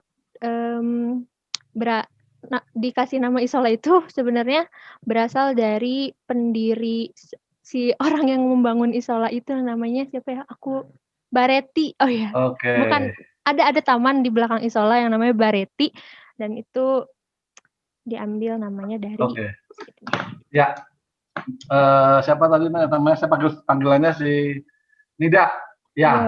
Nah, ini buat teman-teman dan teman kita dari Nida, dari mahasiswa Universitas Indonesia. Dia menyebut nama sebuah villa. Jadi kalau Anda suatu ketika ke Bandung, itu kampus Universitas Pendidikan Indonesia itu ada gedung namanya Isola. Itu dulu adalah villa yang paling bagus se-Asia. Ya. Bayangin di zaman Belanda. Pemiliknya adalah Baretti, seorang wartawan dan juga pembuat film, dan pemilik kantor berita pertama di Hindia Belanda namanya Aneta. Ya. Jadi Baretti ini seorang wartawan, dia memiliki kantor berita namanya Aneta, dan dia menjadi orang terkaya karena dia memonopoli berita. Nah, kemudian dia membangun sebuah villa Isola yang menjadi villa yang terindah di Asia zaman itu. Baretti sendiri kemudian tewas dalam kecelakaan ketika pulang dari Belanda ke Indonesia. Itulah Isola ya. Kemudian diambil negara. Jadi kalaupun Nida bisa menulis feature tentang Isola, Nida bisa kan luar biasa cerita tentang si Baretti itu. Nah, saya kembali pertanyaan pada si Nida. Jadi jenis feature itu punya hanya dua, adalah feature murni dan news feature. News feature itu adalah sebuah berita yang dibuat dengan gaya tulisan feature. Itu misalnya apa? Misalnya majalah Tempo. Semua isi majalah Tempo adalah news feature bentuknya. Karena dia mengandung news, ada beritanya. Misalnya tentang kepulangan Habib Rizik. Nah, minggu depan majalah Tempo pasti akan menuliskan feature kepulangan Habib Rizik, tetapi dalam bentuk news feature. Ya, itu bisa. Tetapi yang disebut dengan news feature dan feature, kalau feature yang sendiri, feature murni itu adalah feature yang tidak ada newsnya. Newsnya itu bukan berita. Misalnya newsnya tentang, saya bilang tadi, penggali kubur, ya, cerita tentang penjual misalnya cerita tentang penjual cuanki di Bandung sehari dapat 500.000, Anda itu saja. Nah, itu feature murni. Tetapi ketika news feature ada berkaitan dengan sebuah peristiwa-peristiwa yang dibuat sedemikian rupa dengan teknik penulisan feature. Jadi sebetulnya hanya dua, feature sama news feature, ya, Nida. Kemudian bagaimana supaya pembaca awam? Saya bilang tadi, yang pertama bisa membedakan adalah dari judulnya. Judul sebuah feature adalah judul yang agak lain, yang Anda bisa membuat orang penasaran. Itu adalah orang begitu membaca pasti, oh ini bukan judul biasa, ya. Jadi misalnya saya membayangkan Anda menulis di Bandung tentang gedung konferensi Asia Afrika, Anda bisa tulis misalnya senja di gedung Asia Afrika. Itu adalah judul feature. Jadi dari judul itu pun orang udah tahu, oh ini pasti feature. Ketika masuk tulisan, Anda bisa mengawali dengan deskripsi, cerita-cerita. Jadi bukan pada tulisan misalnya pada hari Sabtu terjadi acara di gedung Asia Afrika. Itu bukan feature, tapi berita biasa. Tetapi jika Anda mulai dengan misalnya puluhan anak-anak remaja tengah bercengkrama di pelataran gedung Asia Afrika, itu adalah feature. Jadi judul dan permulaan itu sudah membedakan feature dengan tulisan lain. Nah, demikian Nida, mudah-mudahan jelas dari penjelasan saya ya. Oke, Pak Bas, ini tadi saya lihat ada yang raise hand, Eki Endro, mungkin nanti bisa siap-siap untuk bertanya langsung, tapi saya mau bacakan dulu pertanyaan yang sudah masuk ya, karena tadi di awal-awal sudah banyak juga nih Pak yang bertanya nih Pak. Oke. Ada dari Satrio Adiputro, mau bertanya bagaimana cara kita sebagai penulis dapat menghidupkan feature tersebut, dan bagaimana kita peka akan suatu isu agar bahan menulis kita lebih banyak. Langsung saya bacakan pertanyaan berikutnya, Pak. Silakan, Novi. Dari Violeta, ini mau bertanya, biasanya dalam menulis judul atau feature, ada banyak judul yang tidak relevan dengan kontennya, atau clickbait. Nah, apakah hal itu diperbolehkan dan mengapa berita clickbait banyak beredar di media? Padahal kalau sudah lewat redaksi, pasti difilter dan pastinya diedit dulu. Lalu bagaimana cara menulis judul berita yang menarik tanpa harus ada clickbait? Mau dijawab dulu, Pak? Boleh. Oke, silakan Pak. Buat Satrio, salah satu teknik supaya feature itu hidup adalah ada kutipan dari narasumber. Nah, itu saja ya. Kutipan yang tidak panjang-panjang tetapi hanya 2 atau 3 kalimat ya. Jangan panjang 5 alinea, jangan panjang 4 baris, karena begitu kutipan 4 baris, maka feature Anda kelihatan nyinyir dan bosankan. Jadi, fungsi sebuah kutipan itu adalah menghidupkan sebuah tulisan. Itu jawaban saya. Kedua, bagaimana peka? Nah, ini dia. Peka itu adalah dari kita belajar. Salah satu tekniknya peka itu adalah kita banyak kemana-mana, banyak jalan-jalan, melihat orang-orang kecil, ya, jangan lihat orang-orang besar, melihat orang-orang kecil, mensyukuri hidup kita itu lebih nyaman daripada orang-orang kecil, bicara sama orang-orang kecil, itu mengasah kepekaan kita. Cerita tentang orang-orang kecil selalu lebih menarik ketimbang cerita orang-orang kaya. Karena di dalam orang-orang kecil itu tersirat harapan, tersirat perjuangan hidup, juga tersirat mungkin kepasrahan. Anda lihat, nah, mungkin dalam 2 minggu ini Anda ada sebuah foto viral yang menarik ya. Viral yang menarik tentang seorang anak, saya nggak tahu nih, anak ini kata di Bandung, yang di tengah hujan kemudian mengaji kan, pemulung mengaji. Itu adalah sebuah feature yang menarik. Karena apa? Kalau itu yang membaca mengaji Al-Quran itu adalah misalnya orang kaya di mobil, itu tidak menarik.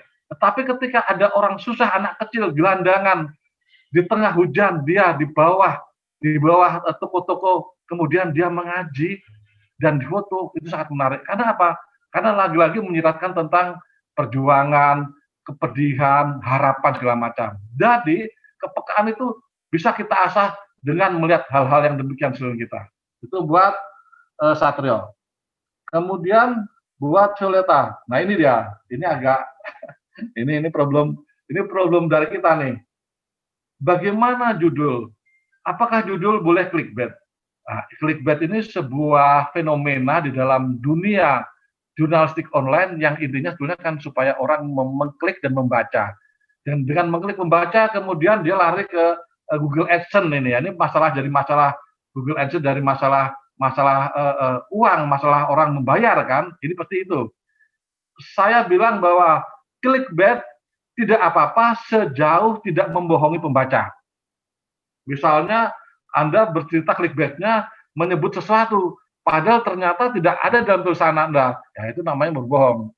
Jadi prinsip jurnalisme, prinsip feature adalah tidak boleh berbohong. Tetapi kalau judulnya mau clickbait dengan masukkan 1 atau 2 kata yang membuat orang penasaran, silahkan. Karena itulah salah satu judul yang mungkin bisa dipakai atau terutama untuk media online sekarang. Itu agak beda dengan cetak. Kalau cetak kita bisa bermain-main judul yang tidak ada hubungannya dengan apapun. Tetapi di media online kita kadang-kadang memakai judul yang ada clickbait-nya. Di dalam feature clickbait media online tidak apa-apa. Yang penting adalah tidak membohongi pembaca. Oke, terima kasih Pak Bas untuk jawabannya. Sebelum ke pertanyaan berikutnya, ini saya mau ngingetin lagi untuk teman-teman yang belum isi daftar hadir, mohon diisi dari link yang sudah dikirimkan lewat kolom chat. Harus diisi lewat link itu ya, supaya langsung datanya otomatis terekam. Jadi nanti bisa untuk dikirimkan sertifikat untuk emailnya ya. Dan juga untuk yang mau bertanya silahkan tuliskan di kolom chat, dan materi hari ini yang dibawakan oleh Pak Bas sudah saya kirimkan juga lewat kolom chat. Berikutnya silahkan Kak Eki Endro untuk bertanya.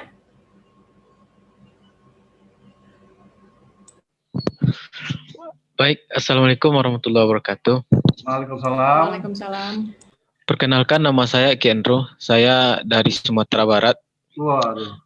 Saat ini saya sebagai sekretaris salah satu desa di Sumatera Barat.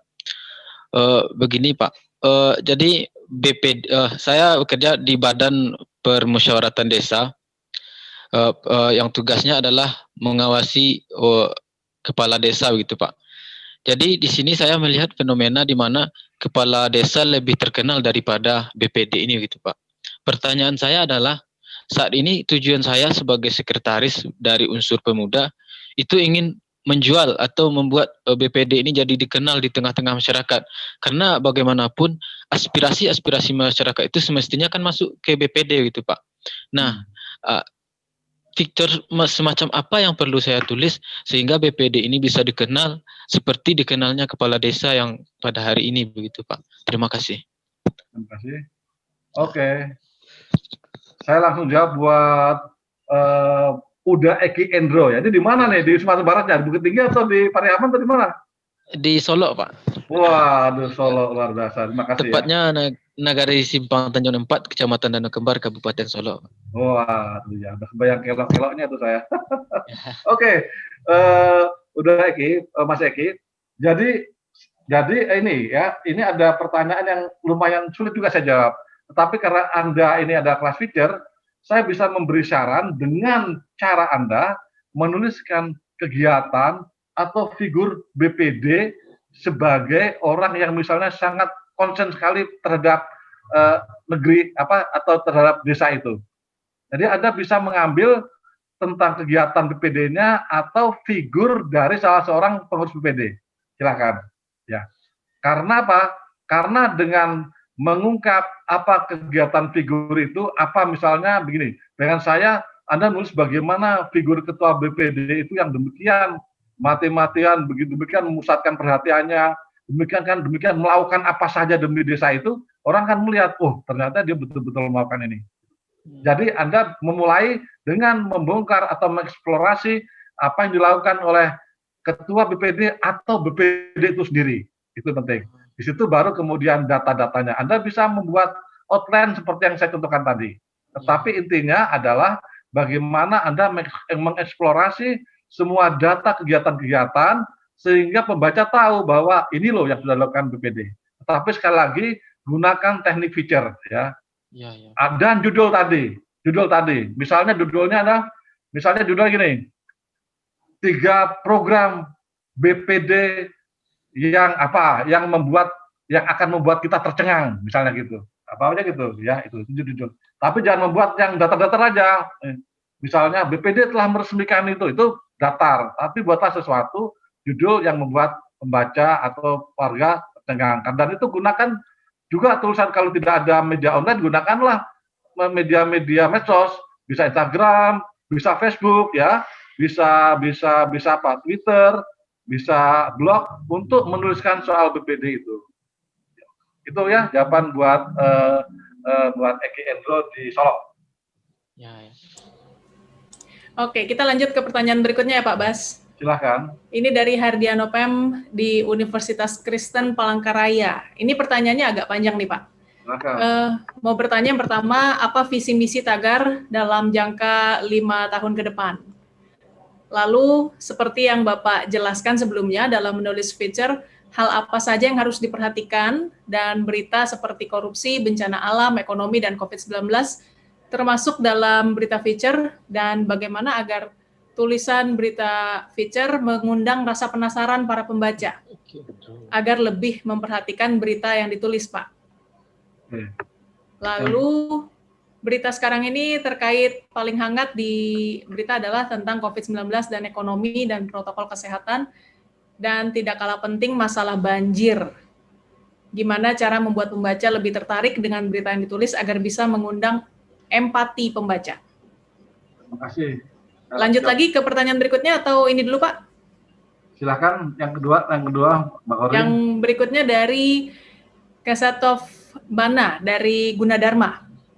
Ingin bertanya bagaimana mempertajam atau memecah angle yang menarik dan sangat human interest pada penulisan feature.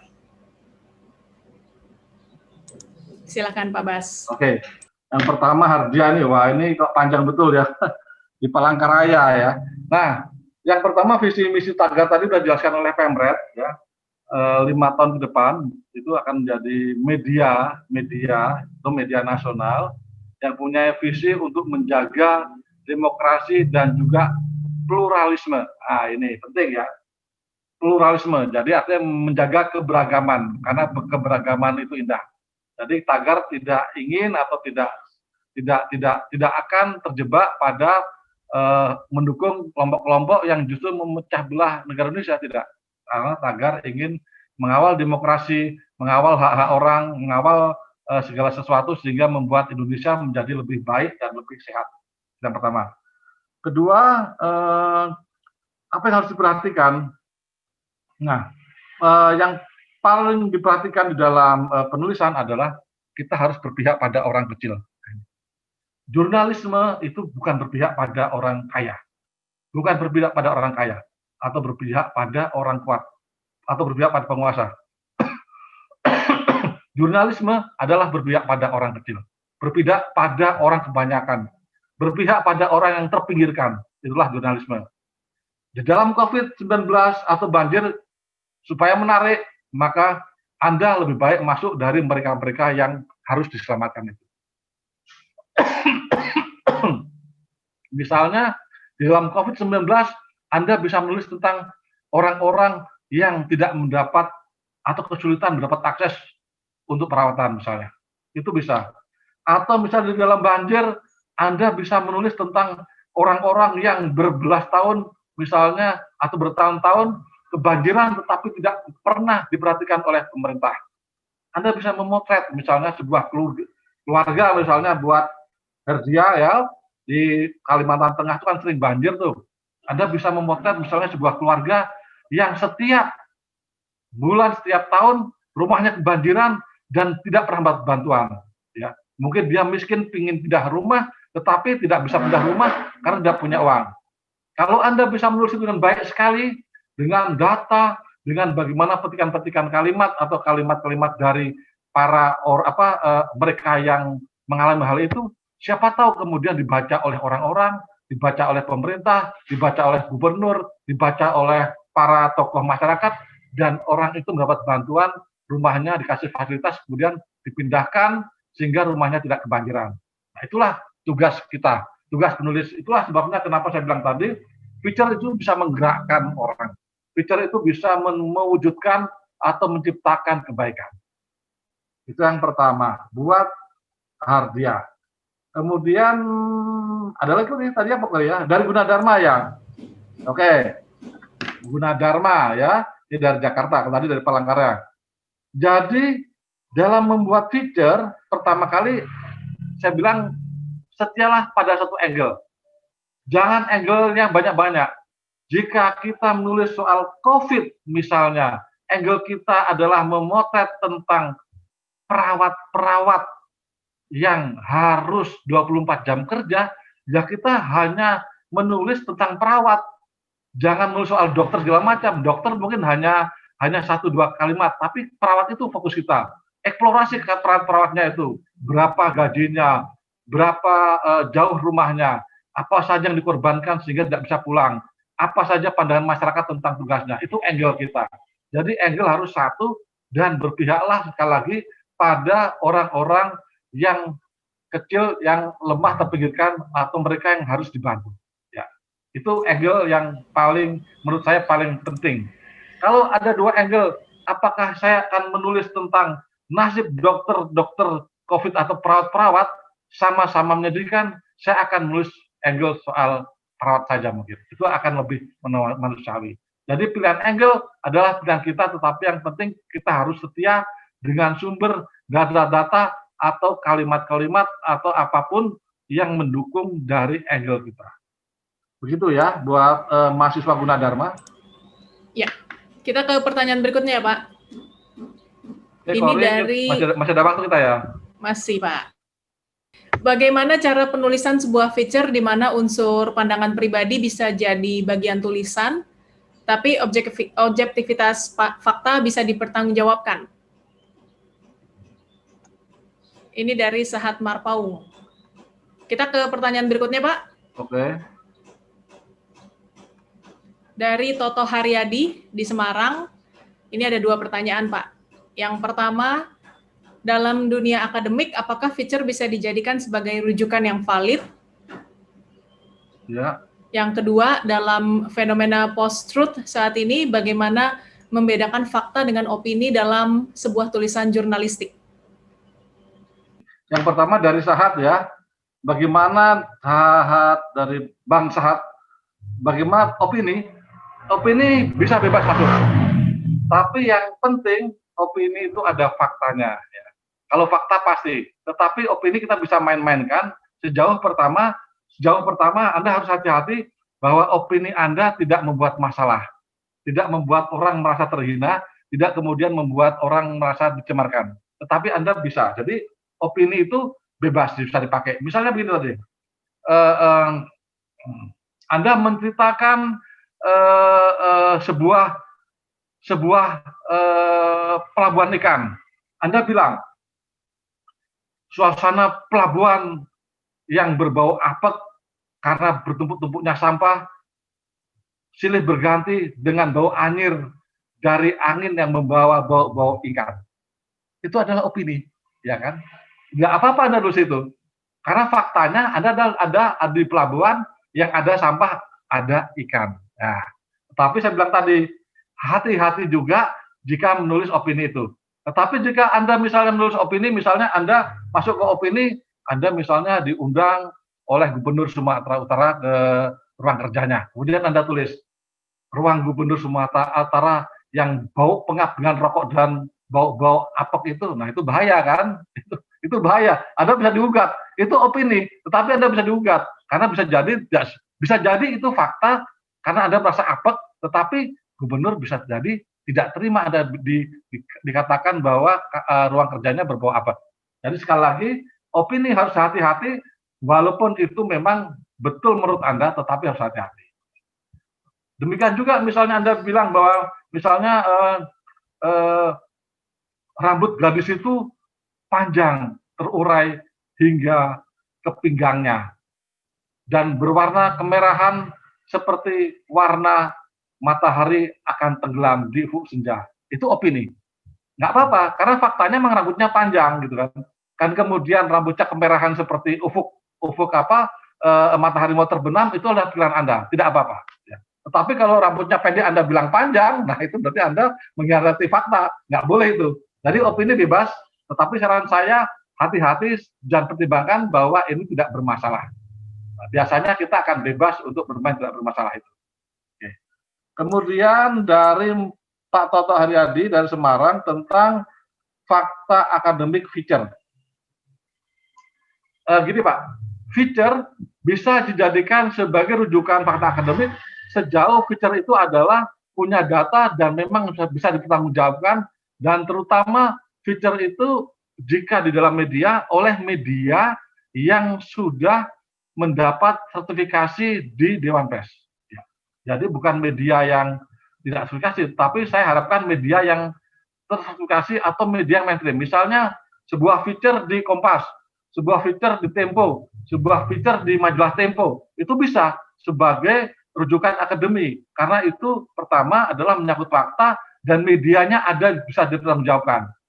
Tetapi kalau Anda kemudian sebuah feature dari sebuah media yang tidak bisa dipertanggungjawabkan, kalau ada apa-apa dengan tesis disertasi Anda akan kerepotan. Itu menurut saya sebaiknya kalaupun Anda ambil data misalnya dari majalah Tempo, karena majalah Tempo itu juga feature, itu tentu datanya bisa dipertanggungjawabkan.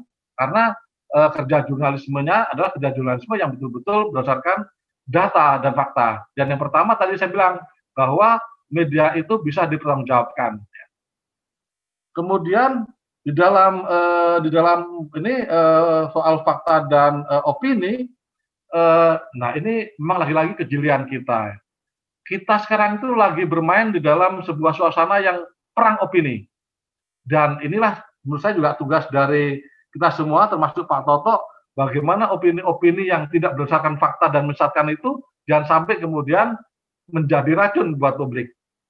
Kalau kita bisa membaca fakta dan opini, biasanya kita akan melakukan riset dulu, ngecek and check ya. Ada toolnya check and check. Jadi kalau ada fakta bahwa misalnya seseorang orang ini misalnya adalah keturunan Diponegoro, itu faktanya, itu datanya. Faktanya gimana? Ya kita harus dicek. Di dalam kehidupan online sekarang itulah sulitnya sekali antara opini dan fakta, sehingga media-media kemudian menciptakan mekanisme yang disebut dengan cek fakta itu.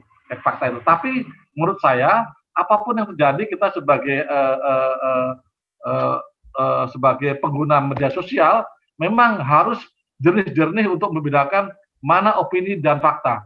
Ketika opini itu cenderung untuk menghakimi orang, ketika opini itu cenderung untuk menggiring pikiran orang untuk membenci seseorang atau untuk mencintai seseorang, disitulah daya nalar kritis kita bangkit. Ini benar apa tidak? Itu saja menurut saya. Demikian Mbak Kori, jawaban saya buat Pak Toto. Oke, kita ke pertanyaan berikutnya ya Pak ya. Dari Hafif Isya Maulana, Universitas Islam Indonesia, ini mau bertanya bagaimana cara kita sebagai jurnalis pemula untuk membuat sebuah judul yang menarik. Karena banyak sekali pembaca saat ini melihat judul dulu, baru baca isinya. Nah, sehingga sebagus apapun isi berita tersebut, kalau judulnya nggak menarik, maka tulisan itu kurang mendapatkan perhatian dari pembaca. Lalu pertanyaan keduanya, bagaimana cara kita untuk mendapatkan fakta-fakta yang terjadi di saat masa pandemi? Karena tentunya berita merupakan sebuah fakta yang dapat dipertanggungjawabkan. Terima kasih. Mau ke pertanyaan berikutnya, Pak? Boleh, sekalian aja. Dari Reza Gultom, ini ada 2 pertanyaan juga. Yang pertama, apa tips yang bisa kita lakukan untuk menentukan angle yang menarik? Yang kedua, terkadang sangat sulit untuk mengolah kosakata yang baik dan benar dalam menulis feature. Apakah tips yang boleh kita lakukan untuk membuat kosakata yang baik dan benar itu, dan apakah ada beda bahasa Indonesia dalam menulis? Oke. Pertama dari Hafid ya ini ya. Ya. Dari Universitas Islam Indonesia di Yogyakarta ini kan, UII.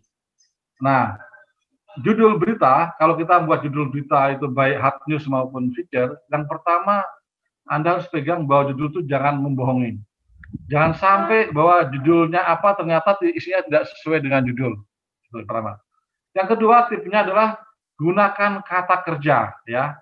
Jadi misalnya bukan kata kerja itu bukan misalnya 5 pencuri ditangkap polisi, itu bukan kata kerja, tetapi harusnya polisi menangkap 5 pencuri. Nah, me dan di itu secara efek di dalam otak itu adalah lebih menggerakkan orang untuk lebih cepat menangkap dan menikmati ketimbang bukan kata kerja ya. Kalimat aktif maksud saya.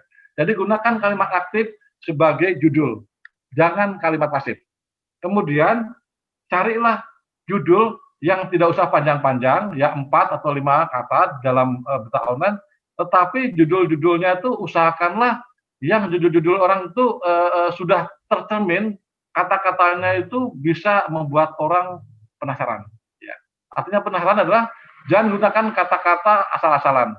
Anda tidak perlu ragu untuk menggunakan kata-kata yang misalnya menurut saya jarang dipakai. Ya, jarang dipakai. Tidak apa-apa, Anda eksplorasi aja kata-kata itu.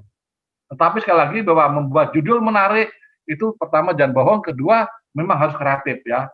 Anda gunakan apa yang ada dalam berita itu. Misalnya gini. Di Jogja itu ada istilah kletih ya. Kletih itu adalah sebuah istilah khusus Jogja tentang anak-anak remaja yang kerjanya itu meresahkan masyarakat ya, mencuri, menodong gitu ya. Nah, ketika kletih itu kemudian tertangkap, Anda kemudian bikin judul Anda bisa membuat judul yang menurut saya sekreatif mungkin gitu. Misalnya gini,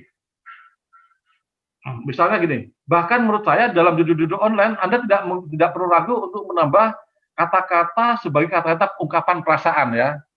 Waduh, misalnya, waduh, keletih kambuh lagi di Jogja misalnya.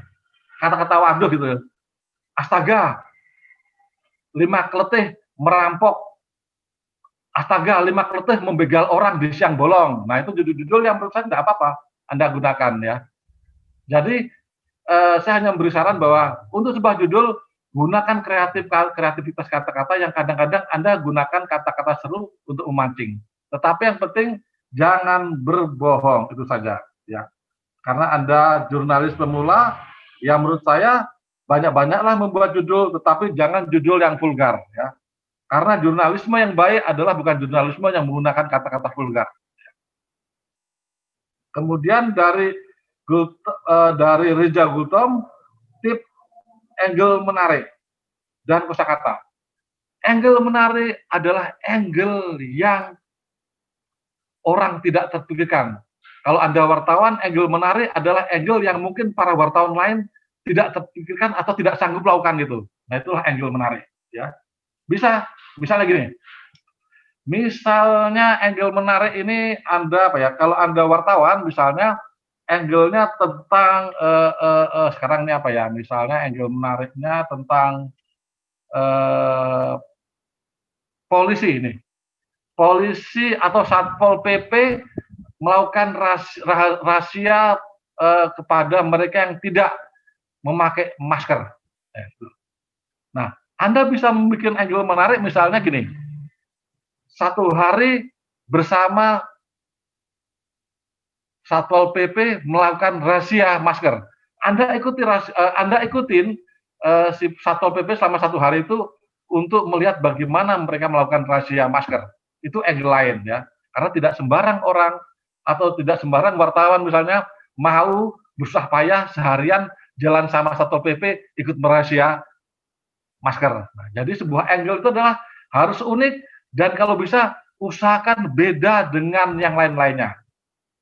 Anda sama-sama pergi ke sebuah misalnya Anda sama-sama pergi ke sebuah hutan lindung kemudian menulis. Anda ambil angle yang tidak terpikirkan oleh wartawan lain. Misalnya angle Anda itu adalah gini.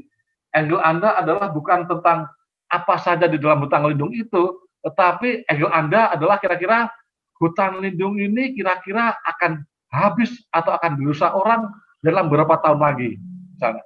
Karena Anda melihat hutan lindung itu misalnya sudah mulai dimasukin oleh pendatang. Nah, itulah angle.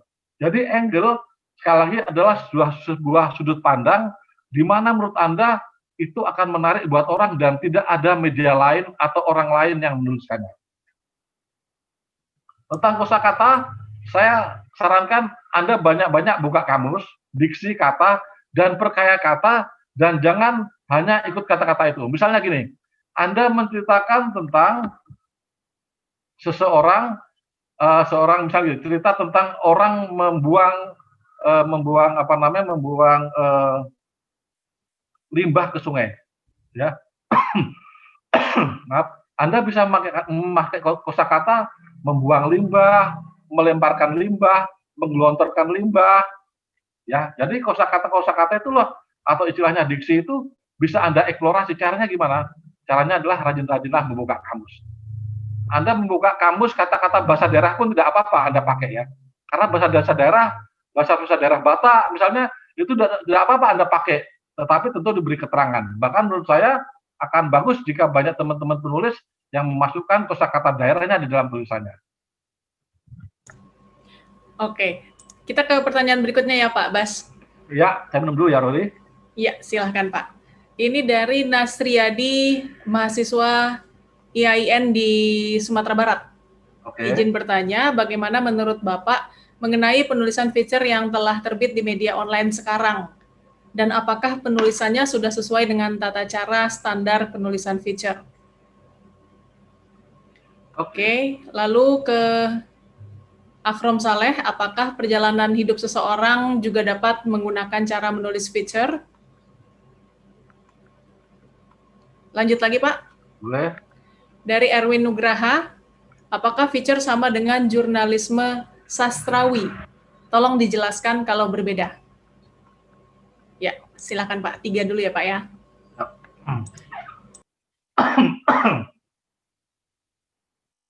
Ya, yang pertama tadi, apakah media online kita itu sudah mencerminkan fitur seperti yang saya utarakan. Jadi ini subjektif ya. Menurut saya, kebanyakan media online kita itu masih berusaha untuk jadi feature, tetapi belum semuanya bisa menjadi feature yang baik. Ya, ini karena apa? Karena saya hanya menyimpulkan karena para wartawannya mungkin baru saja menulis atau baru saja menjadi wartawan atau baru saja menjadi penulis. Karena apa? Karena penulis feature yang baik itu biasanya sudah melewati jam terbang yang tinggi. Ya. Tetapi rata-rata sekarang penulis feature tuh cepat-cepat tergesa-gesa, jadi kurang dalam, kurang detail, kurang memikirkan judulnya, kurang memikirkan alinea pertama, lead-nya apa, ya itu kurang memikirkan.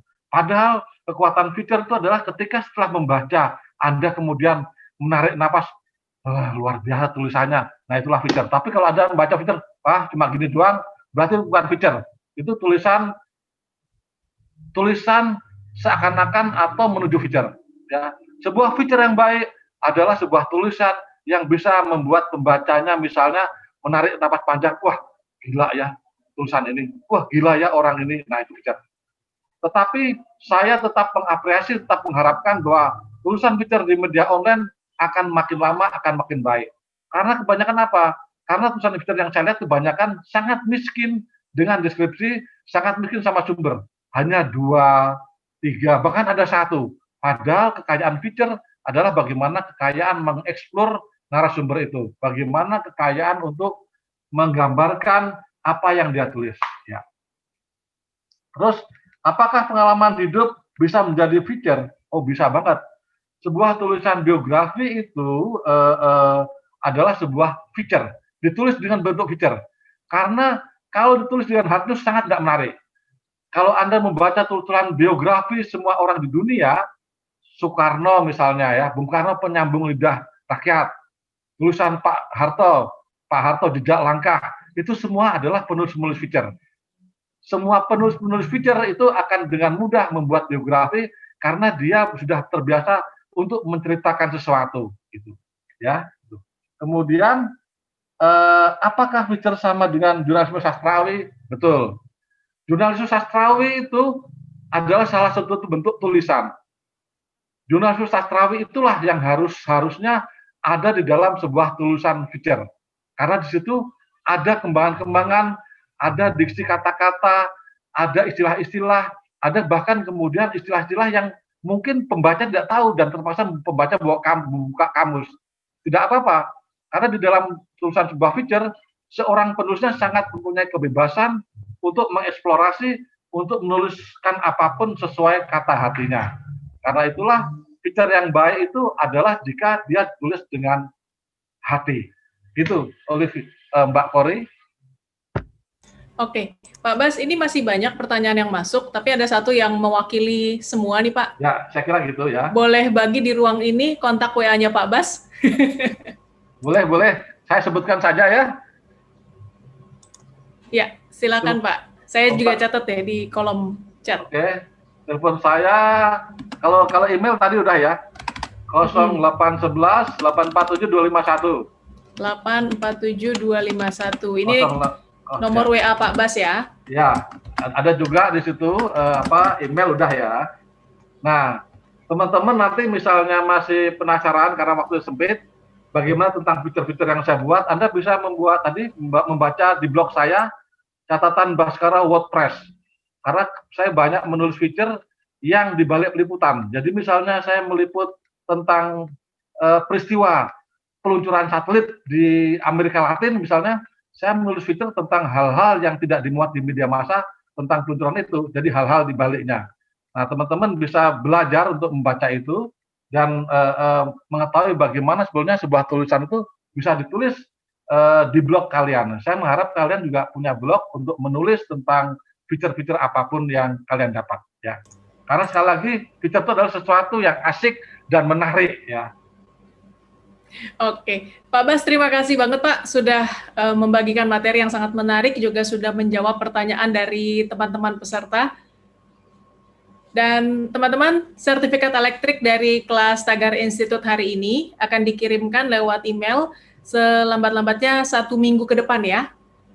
Nantikan kelas Tagar Institute berikutnya di hari Senin tanggal 7 Desember 2020 dengan tema Bahasa Indonesia yang pas untuk penulisan. Nah, sekarang kita mau foto bersama, tolong standby supaya di screenshot sama teman-teman IT Tagar. Materi hari ini sudah saya kirimkan lewat kolom chat, teman-teman silakan di-download. Nomor WA Pak Baskoro juga sudah saya share. Mungkin Pak Bas ada lagi yang mau di-share di kolom chat, Pak? Sambil menunggu teman-teman IT. Tidak ada, saya kira sudah jelas ya. Itu yang materinya tuh Mbak Kori ada yang mau minta, silahkan Mbak Kori umumkan. Sudah saya kirimkan. Oke, terima kasih ya. Ya.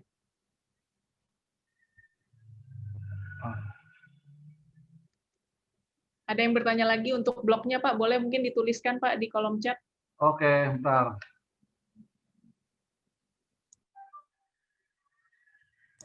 Iya, ramai banget ya Pak ya peserta hari ini ya Pak.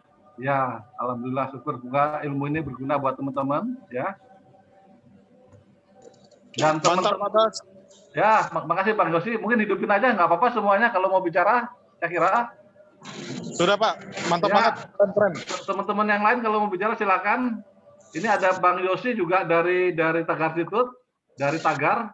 Kalau ada teman-teman di daerah mau magang ke Tagar, bisa hubungin Mbak Kori atau Bang Yosi ya, karena Tagar juga terbuka buat magang buat teman-teman di daerah. Sudah? Oke. Sudah. Halo Mbak Ayu. Ya, ini ada 3 kali tag. Oh, oke, Mas Dede, silakan Mas Dede. Semua udah on cam ya? Sudah. Mas sudah standby ya untuk foto ya. Wah, Mas Jarot, apa kabar Mas Jarot? Jogja, Tamalana. Oke, mulai ya. 1, 2, 3. Ini ada beberapa slide soalnya. Pesertanya.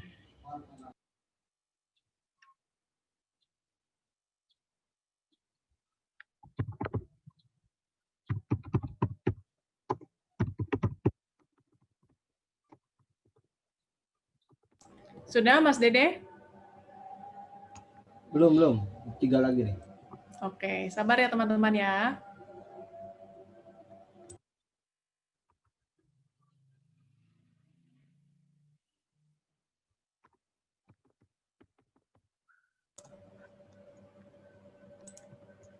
Terima kasih teman-teman sudah hadir di Tagar Institute kelas kedua. Jangan lupa di kelas berikutnya 7 Desember 2020 temanya Bahasa Indonesia yang pas untuk penulisan. Oke, Don. Baik, terima kasih untuk IT yang sudah memfoto. Terima kasih juga untuk Pak Bas, materinya luar biasa hari ini. Terima kasih Mbak Kori. Baik, teman-teman, demikian kelas virtual Tagar Institute hari ini. Saya Kori Olivia undur diri. Rekaman tayangan ini bisa dilihat di YouTube channel Tagar TV. Terima kasih telah mengikuti kelas Tagar Institute. Tagar Institute merupakan sayap media Tagar yang didedikasikan untuk perkembangan jurnalisme Indonesia. Dengan tagline Tagar Institute untuk Jurnalisme dan Riset, Tagar Institute memfokuskan bergerak dalam bidang pendidikan jurnalisme serta riset. Program-program Tagar Institute meliputi antara lain pelatihan menulis berita, menulis opini, investigative reporting, infografis, konten-konten kreatif, serta riset yang meliputi riset politik, ekonomi, pendidikan, sosial, dan di semua bidang yang sesuai dan mengikuti perkembangan media, termasuk media sosial. Pendidikan dan pelatihan diselenggarakan secara online dan offline. Tagar Institute terbuka untuk bekerja sama dengan semua pihak yang memiliki visi sama untuk Indonesia. Tagar Institute Jurnalisme dan Riset.